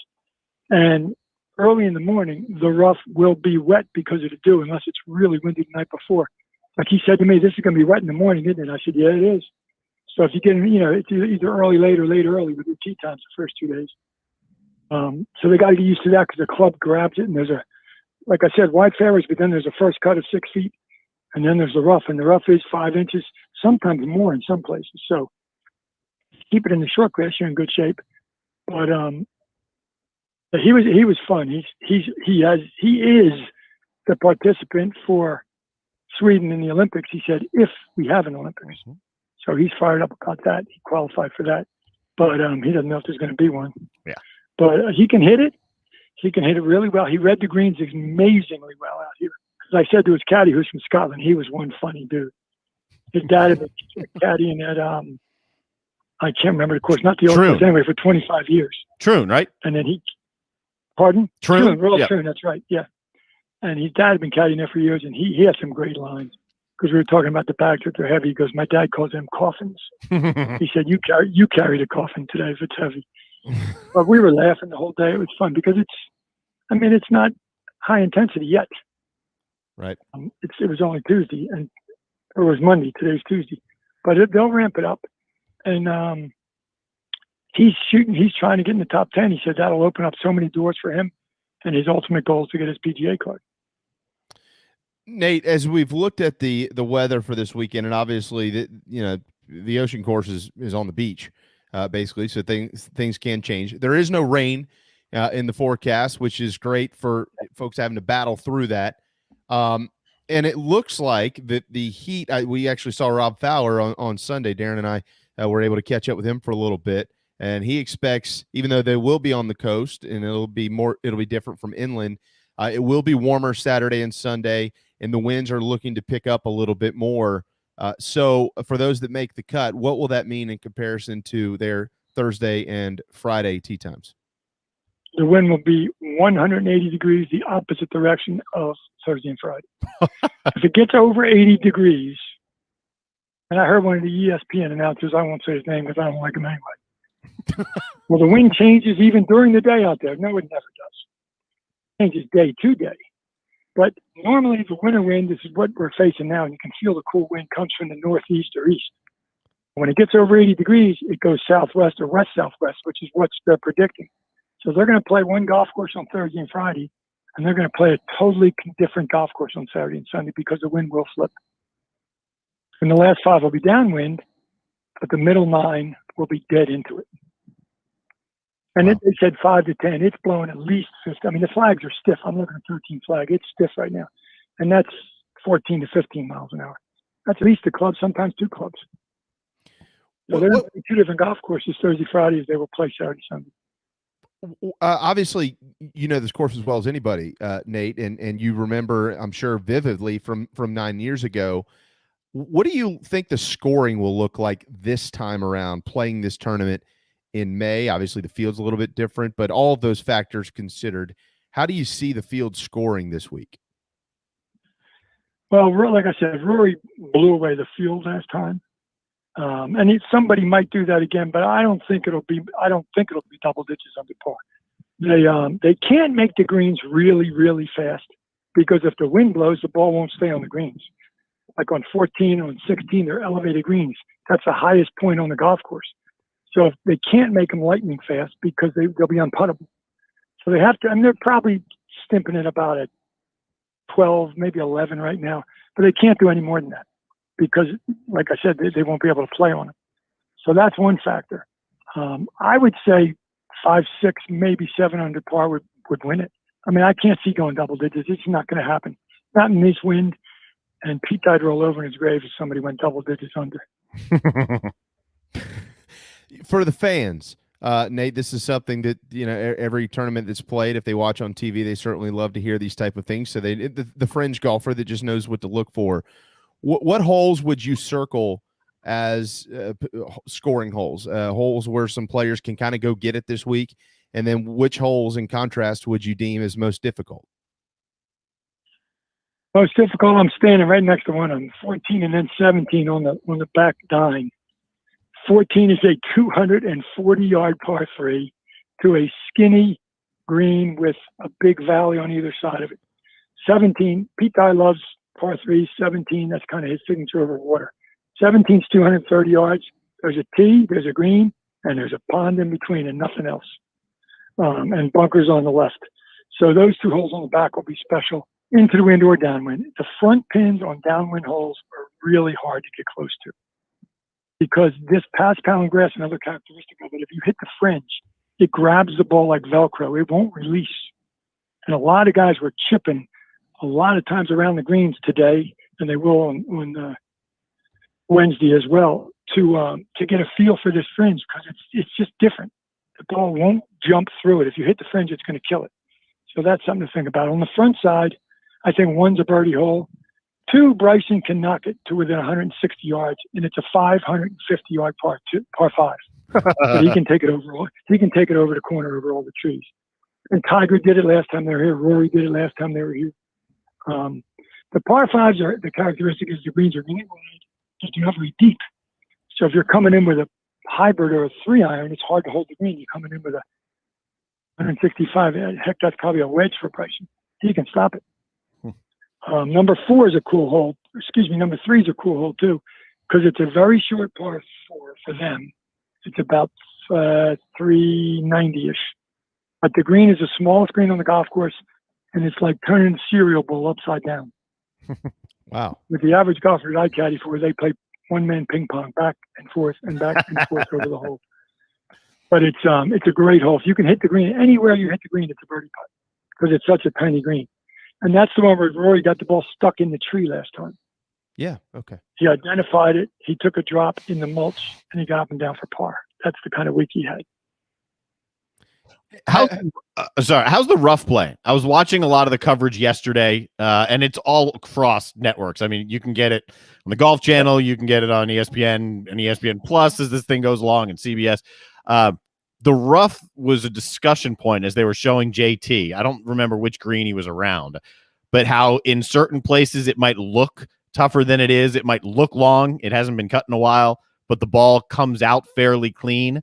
Is that the way it's been playing for a while? Is it different now than it is, say, typically when you're going around with the average guy? No, around the green, there's never long grass. There's never, you can putt. That's why with this pass-pound grass, my guy yesterday was using a rescue club off the green, because you can roll the ball over it. The ball really rolls over it, but if you chip it and hit the fringe, it'll kill it. But then when you get into that next cut, it depends which ways the wind is blowing, because the grass will roll over with the wind. And when we had it downwind, obviously the grass is leaning towards the way you want to hit the ball. If you're into the wind, the grass is leaning against you, and it makes it tougher. And I told him, you got to be careful because the grass will grab the club. It grab the heel and flip it over, and you snap hook it, or it'll go the other way. And if you don't hold on tight enough, it'll open the face, and you're hitting it dead right. So it depends which way the wind's blowing, even in the rough, because that makes the grass either, like I said, with you or against you, the way you want to hit the ball. And it's about 4.5, 5 inches. And since it hadn't rained out here in a while, and it's predicted rain, I don't think they're going to cut it anymore. Wow. So it might get more than 5 inches.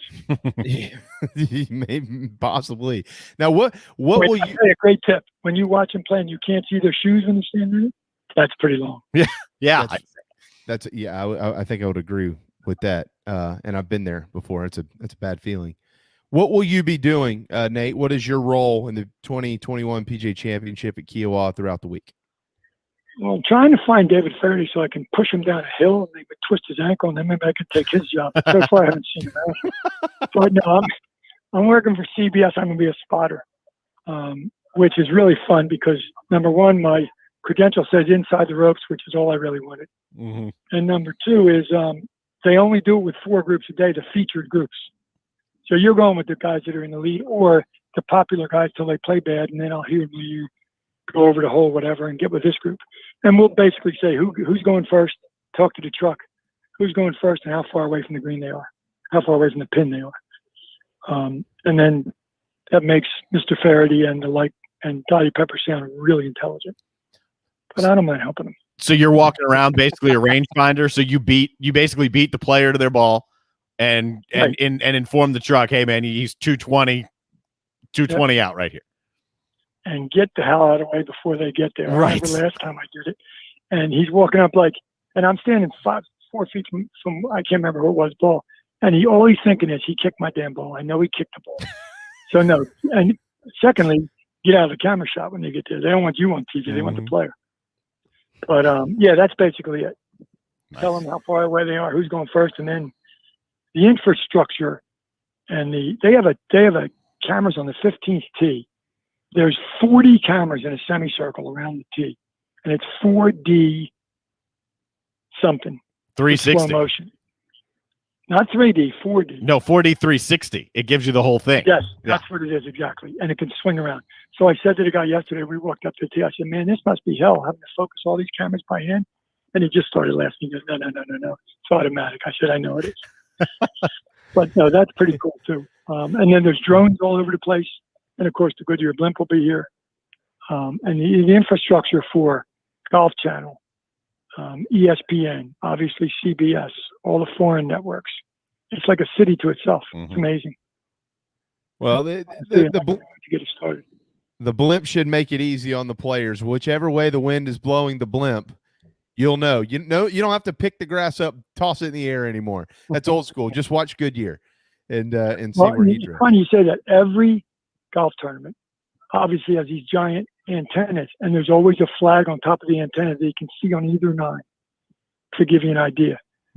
And somebody just walked by here, and I don't know if it's true or not. They said that the PGA is going to allow rangefinders this week. That is true. That's true. That's pretty cool. Yeah. I mean, the bad thing about that is it slows everything down. These caddies know exactly how far it is. They don't need a rangefinder. Well, yesterday I was a little messed up because the man wanted meters.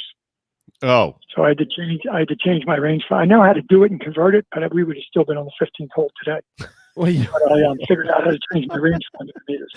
I was about to say, if I was in your shoes, that would have been a fireable offense for me because I would have had no idea what to say to them. Well, it's funny. The young caddy, it was crazy as hell. We were laughing the whole day and talking about I said, how long you been with him? He said, a couple of years. He said, but I know it's going to happen. He's going to get really good, and then he's going to fire me. I said, no, man, don't talk like that. He said, no, that's what's going to happen. So, and he'll go back to Royal Troon and play with and caddy for the Hacks. But he was a good guy. They're a really good team. He's real talkative, and the golfer himself was, if you could describe as somebody from Finland, real cool, real calm, never got upset, and a really good ball striker and a really good putter. So I'm wishing him luck. When he comes by, I said, I'm out here with my girlfriend. I said, you'll have 2 people screaming at you. Don't get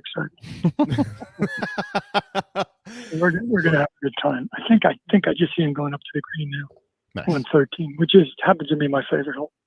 Is it fair of us to ask you this final question? Do you have a pick as to who will win this week's PGA Championship? No, I don't. But you're about the 10th person that has asked me that, and they said pick your top three. And I know why they're asking me to pick my top three because they're gonna put a little wager on it. But no, there's 150 some guys that are all phenomenal players. I mean, they didn't get here because they're lucky. I heard something interesting this morning, guys. This is the only major that's all professional. I never thought about it before. Masters, U.S. Open, British Open, there's all amateurs in it. PGA is all professionals.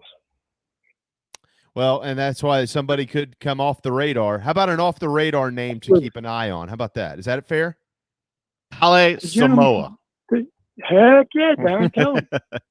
I'd love to see it. It's hard to tell. Some guys are good in, like he wants to win the blow. He said that's what it does in Europe. He said, I hope it blows like crazy. He said, I can play in the wind. Some guys freak out when it blows, and you just don't know that. The other thing is the mental. This place wears you out mentally because you can't just hit it. You got to think with every single shot. And if a guy loses it mentally because he makes a double, and damn the wind, and he's cursing about the wind, he's done.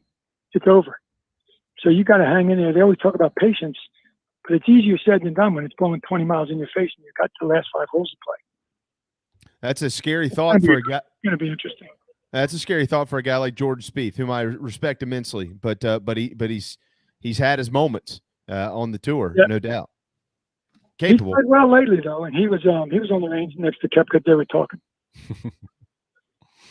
Well, Nate, we can't thank you enough. I know that you're busy out there. Thank you so much for your expertise today, man. Great insight, and we look forward to getting this sucker teed off on Thursday. Have a blast out there. We'll be looking for you on TV. If you see me on TV, I'm going to get yelled at in my ear. They don't want to see me. But it's going to be fun. I can't wait for it. All right. Thanks, Nate. Cool. Thanks for having me, guys. I appreciate it. Thanks. Yes, sir. Absolutely. Nate Ross, of course, a longtime member of the ESPN family of networks and broadcasting. You probably heard him in hoops. And this week he's out there helping out with the PGA Championship. Of course, he's been caddying for over 20 years. Wow. That's awesome at Kiawah. If you've been caddying that course for over 20 years, you know it. There's no question about it. There's nothing out there you don't know about. There isn't a sticker in the grass you don't know where it is. Nope. And he's seen some awesome stuff, like nature-wise, some of the pictures I've gotten, some of the stories I've gotten. He's seen some unbelievable stuff. As an analyst, though, Nate has been able to establish a career that's virtually impossible. There are very, very, very few guys who will be an analyst on any network for multiple sports. Yeah. Nate's done it in football. He's done it in basketball. Nate's been my analyst for, I want to say, a baseball or a softball game. Nate also was the play-by-play guy for the Low Gators when we had that team here. So he's about as well-rounded as it comes from a sports media career for Nate. Former Gamecock B.J. Mackey played for the Low Gators, as a matter of fact. So, all right, got to hit a timeout, Darren. When we return, Gene Sapakoff, he's going to pop in, obviously, as part of our PGA coverage, but we have more to get to with Gene today, and we'll wrap up this Tuesday afternoon right here on the JB and Goldwater Show, driven by Stokes Volkswagen.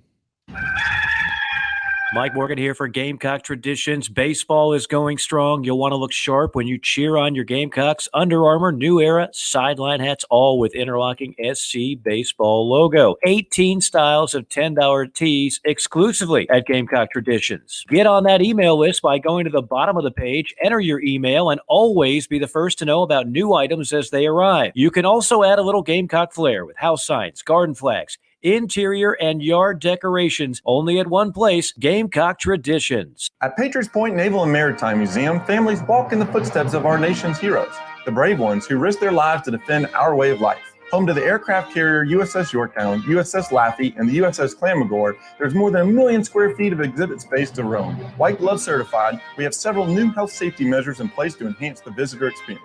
Come for the day and leave feeling inspired. One of the most impressive museums in the country, located right here in Mount Pleasant. Visit patriotspoint.org for more. We'll see you soon. Bourbon and whiskey drinkers of Charleston, Paddock and Whiskey on James Island and the Terrace Shopping Center on Maybank is your home for the finest and rarest bourbon and whiskey drinks in the Low Country. This is where I hang out. Go meet my friends Reed and Chris and try one of their exclusive barrel pick bourbons. They have the largest private barrel collection in the state, and let their knowledgeable staff recommend your next pour. PaddockandWhiskey.com. Let not your heart be troubled. Paddock and Whiskey is here for your next double. We're all friends around here. Paddock and Whiskey, proud partners of the JB and Goldwater Show. This is Scott Glaze, head golf professional at the Links at Stono Ferry, located on the outskirts of Charleston, South Carolina. I'm inviting you to tee it up on one of the most scenic and challenging courses in the Low Country. Our back nine is highlighted with 3 holes that border the Intercoastal Waterway. Visit stonoferrygolf.com to book tee times and discover all that Stono Ferry has to offer. The Links at Stono Ferry is a former South Carolina Golf Course of the Year and is also home to the College of Charleston men's and women's golf teams. Come see us. We would love to have you. stonoferrygolf.com.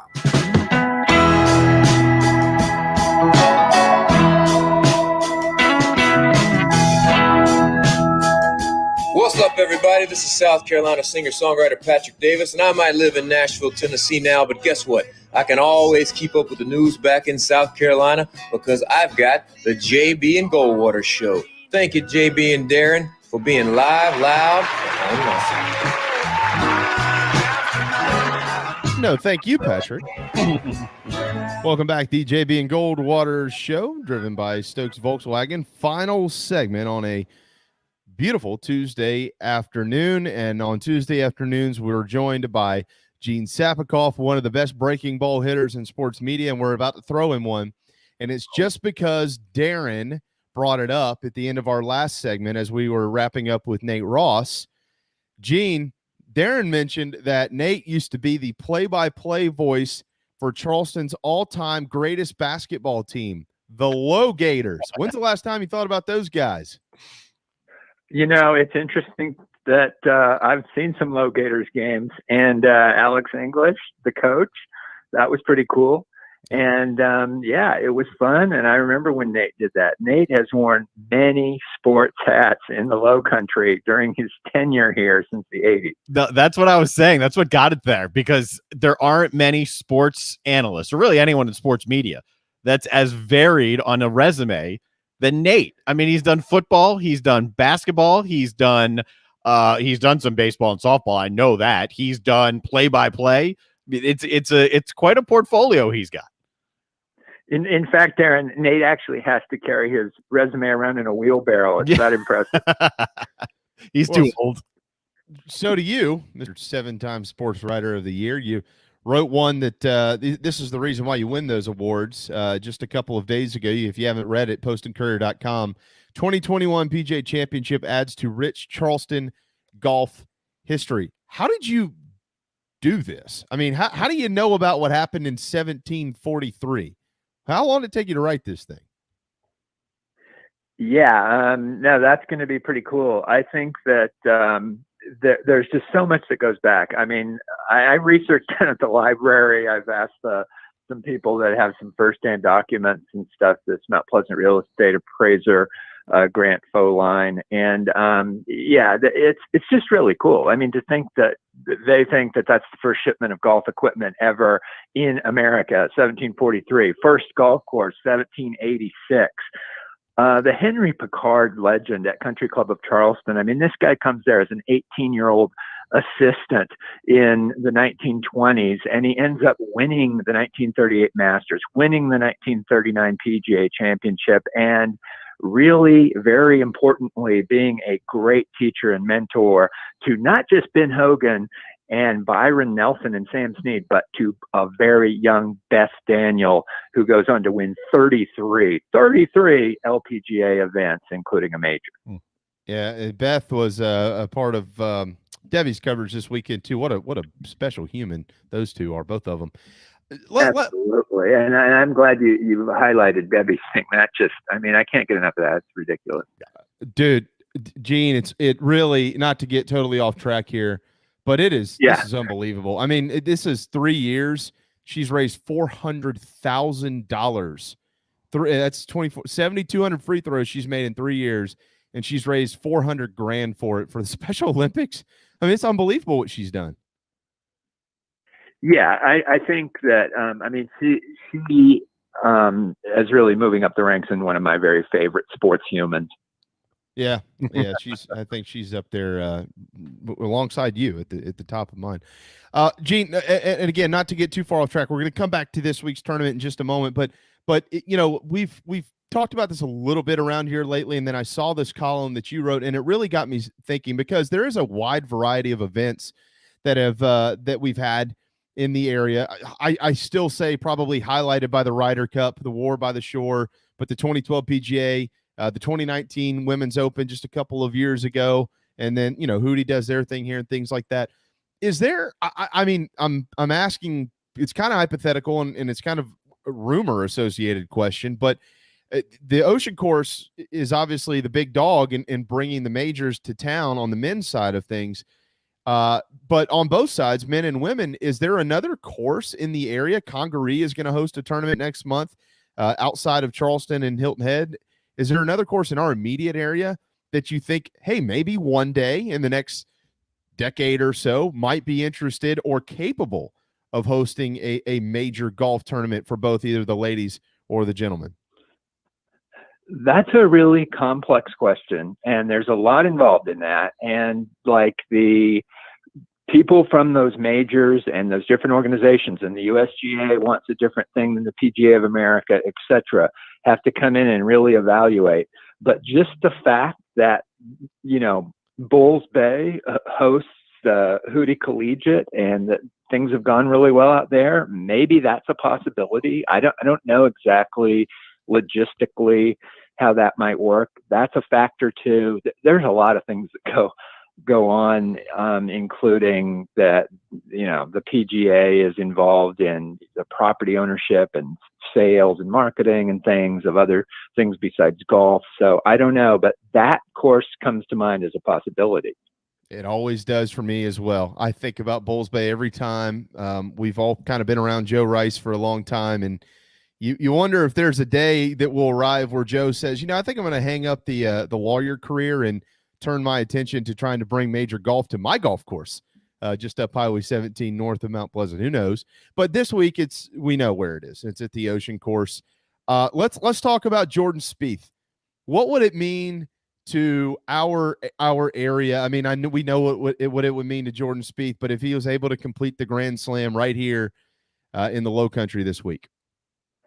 That would be tremendously cool, because then it, just puts a feather in our cap as kind of a first, one of those kinds of things.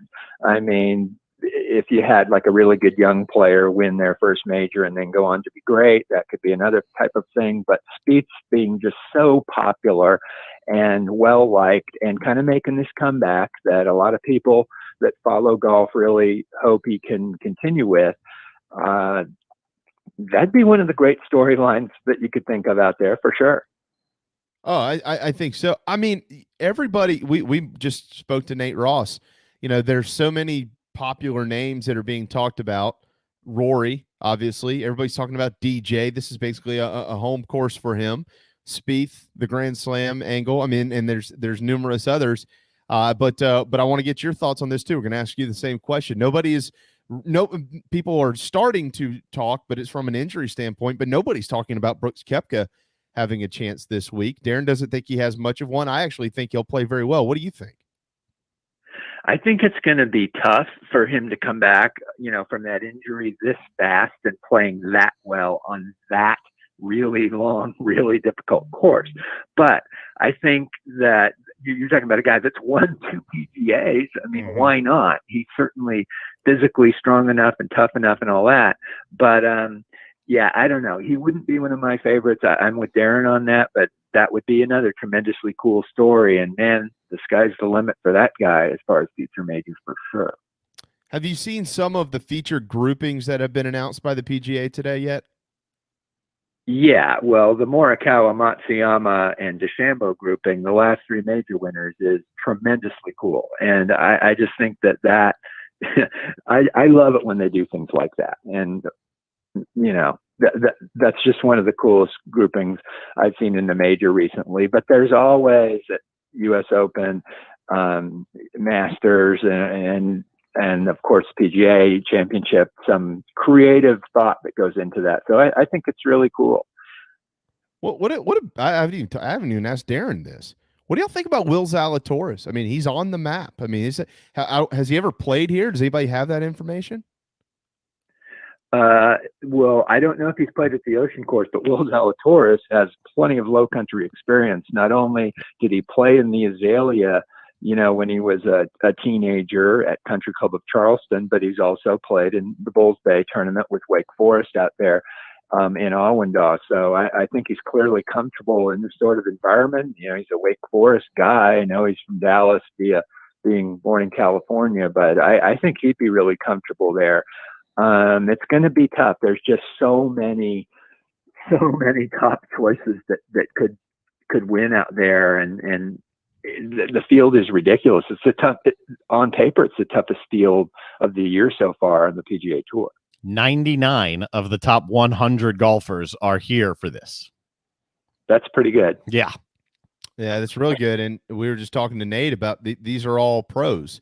There are no amateurs in this in this event, Gene. So everybody out there is a pro. And is there somebody off the radar that has stood out to you, or somebody, in doing your research of this tournament where you go, look, everybody's talking about the big names, but how about this guy?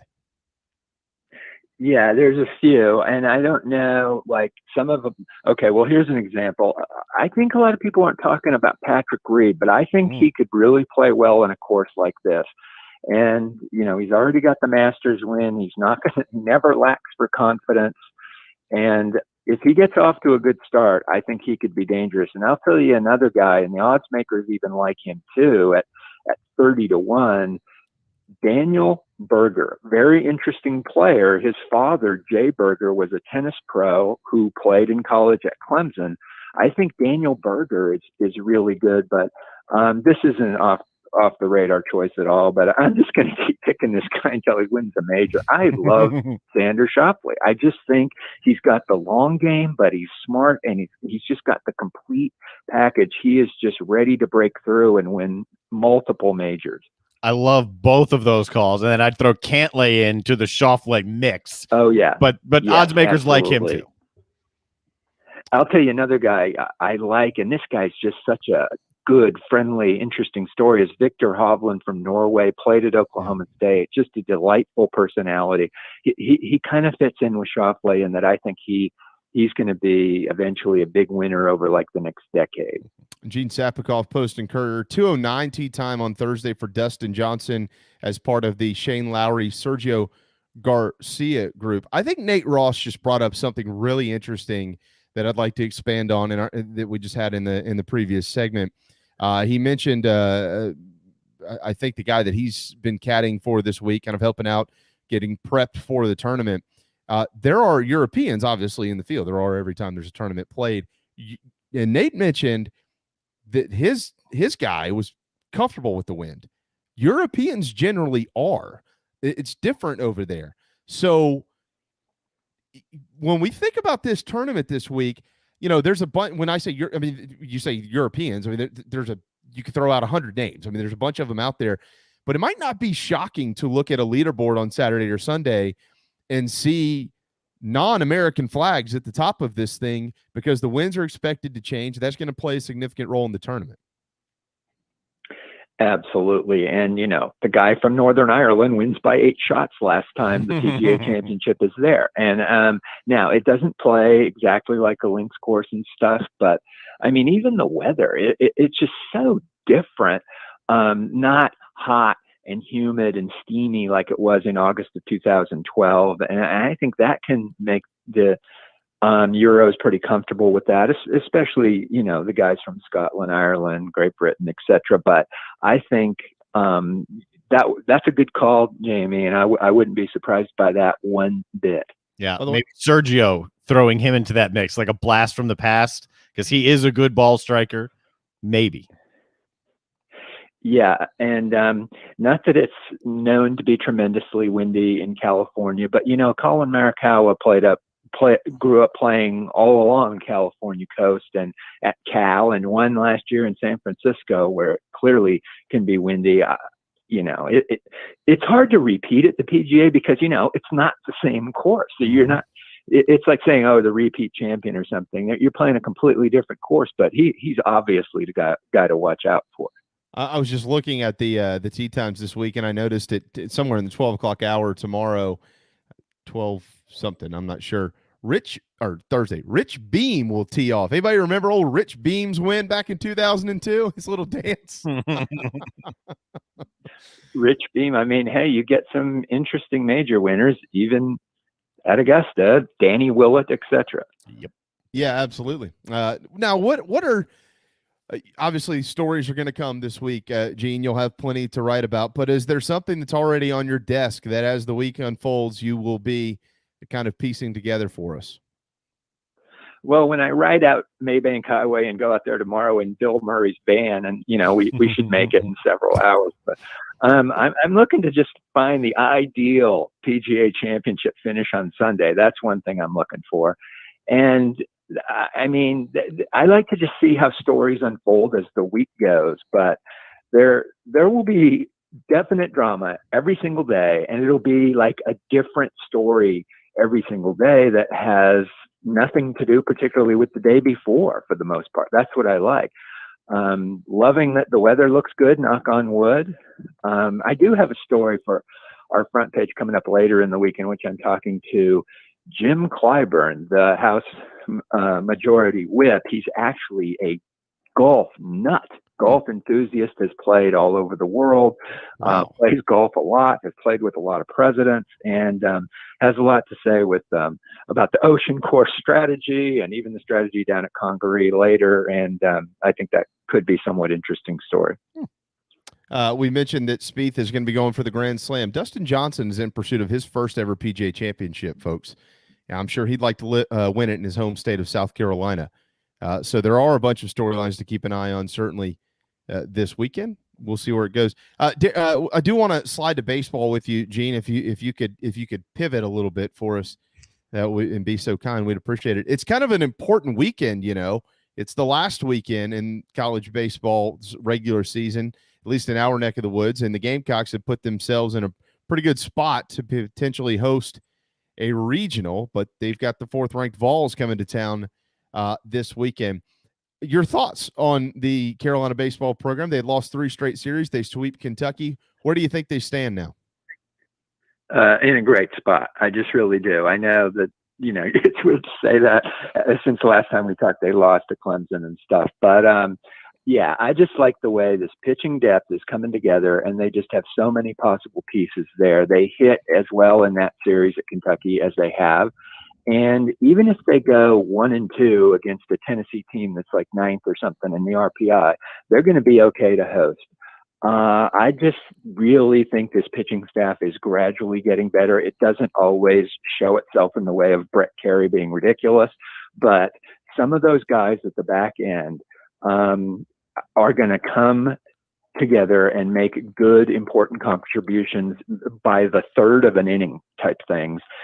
And I just have thought, for the last 6 weeks or something, that this is a solid super regional team. Yeah, how would you assess the job that Mark Kingston and his staff have done this year? Toughest schedule in the country, Gene, and they're in a pretty good spot to be a regional host.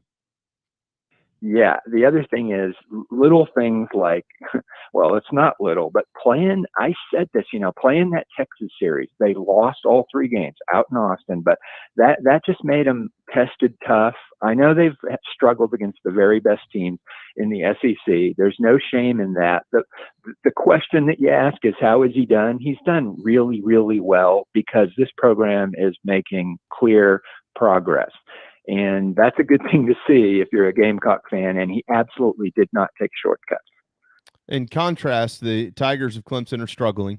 They had hit a little bit of a hot streak, but here they stand now at 24-23, 16-17 in the league. They've lost their last 2 series in the ACC, swept in Atlanta against the Yellow Jackets. 2 of 30 they dropped in Tallahassee this past weekend, but they will be home to wrap up the regular season against Duke.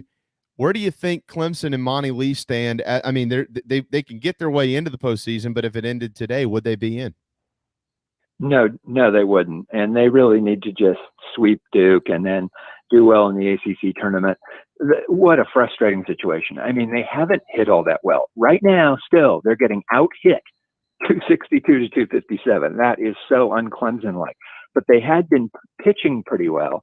So, Monty's leaning on Mac Anglin, the freshman. He's doing pretty good against Wake Forest and Louisville. But in back-to-back outings on the road, he's just really, really struggled in losses at Georgia Tech and Florida State. And that's tough. I mean, you're juggling your pitching staff. You think you found an answer, and then you really haven't. That's the inconsistency that goes with Clemson. And we just don't pick on players in college baseball, but let's just say there's a few veteran Clemson hitters that just haven't come through this year, and that's a tough situation. Yeah, it's and by the way, Clemson is like 7-20 or something like that against the RPI top 50. Let me go back and make sure that I'm right about this, so I don't. 7-21. They have played 28 RPI top 50 games this year. They are 7-21. That number will not get it done to get into the postseason. 500 teams can get in there sometimes, but that number won't work. Yeah, no, I just think they had a chance at Florida State. And by the way, a Florida State team that isn't all that good. They're like in the 40s in the RPI themselves. And they had a chance to win that series, and they didn't. So, they've dug themselves a huge hole here, and I doubt they can work out of it. I'm not going to completely say they have no chance, but today they have no chance. But yeah, maybe they can win 5 games in a row and make an argument. But as of this second, the odds are against them. The frustrating thing for me with Clemson, it's not just these losses against Florida State and Georgia Tech. It's how they're happening. There are leads, there are big innings, and then they're just blown leads and walk-offs. And I mean, these things tend to mount, especially when they're happening late in the year. Absolutely. And the worst example of that is they had a 6-0 lead in Atlanta against Georgia Tech against Marquise Grissom Jr. and find a way to lose that game 9-8. That's just brutal. South Carolina announced a home-and-home series with North Carolina. Gene, they've got those now with the Tar Heels, the Wolfpack of NC State. They've got Miami, Virginia Tech in there. Who else should the Gamecocks schedule in a home and home? It looks like it's pretty heavily tilted towards the ACC. Yeah, this is cool. This is how they used to schedule kind of when they were an independent, this kind of stuff. So the team they used to play a lot when they were an independent that I'd like to see home and home now is let's go with Florida State. And after that, why not Georgia Tech? Those are places where you're getting into good recruiting areas maybe, but yeah, I really like that scheduling. And I don't know about you guys, it's tough. As much as I like going to Charlotte or something, I like the on-campus games better than those neutral site games with North Carolina and NC State. No doubt. I agree. And they did announce some kick times today for some of the important ones to start the year, like Georgia Clemson prime time on ABC. But, Gene, if they do expand the college football playoff, there's a thought that more of the top programs in the country will go to these home and homes. Would you agree with that? Absolutely, and that only makes sense. Yep. On that note, we're going to let you go enjoy another week of golf. Boy, do you have a tough job. Every time we talk to you, you're on a golf course somewhere, just, chewing it up with all the pros out there. But you cover it like you do everything else extremely, extremely well, and it makes Darren and my job very easy because we just get to just read off all of your columns around here and talk about them. Have a great time at the Ocean Course this week, Gene. It's going to be a lot of fun. We look forward to everything you've got to say. Okay, and I just want to thank you for letting me be on the show. It's always really fun. I look forward to it every week. Well, thank you. We appreciate that, Gene. Thank you very much, bud. There you go, Gene Sapakoff on Twitter, @Sapakoff. We see you there, Meredith. She says, I'll see you on Thursday. She should go find Gene. They can Zoom us together. Absolutely. Of course. We are all but out of time. Why is Sweet Lily insulting us on Twitter today? She's not a golf fan. Sweet Lily needs to get over it. Get over it. Yeah. But she's been hanging out, so that's fine. We'll give her a pass. Debbie Antonelli, $185,000. 200 next year. No pressure. 200. Unbelievable. Oh, absolutely. 200. That's the goal. No question. I've got a better shot of going to the Belmont than Bob Baffert. We'll try to get into some of that tomorrow. Thanks to Gene, Nate Ross, and Mike Morgan. We do have JC Sherbert tomorrow. Our golf coverage continues throughout the week. Speaking of Meredith Taylor, her and Scott will be joining us a lot. Thanks to all of you. Thanks to Darren. Have a terrific Tuesday afternoon, and we'll see you back here tomorrow at noon on the JB and Goldwater Show, driven by Stokes Volkswagen.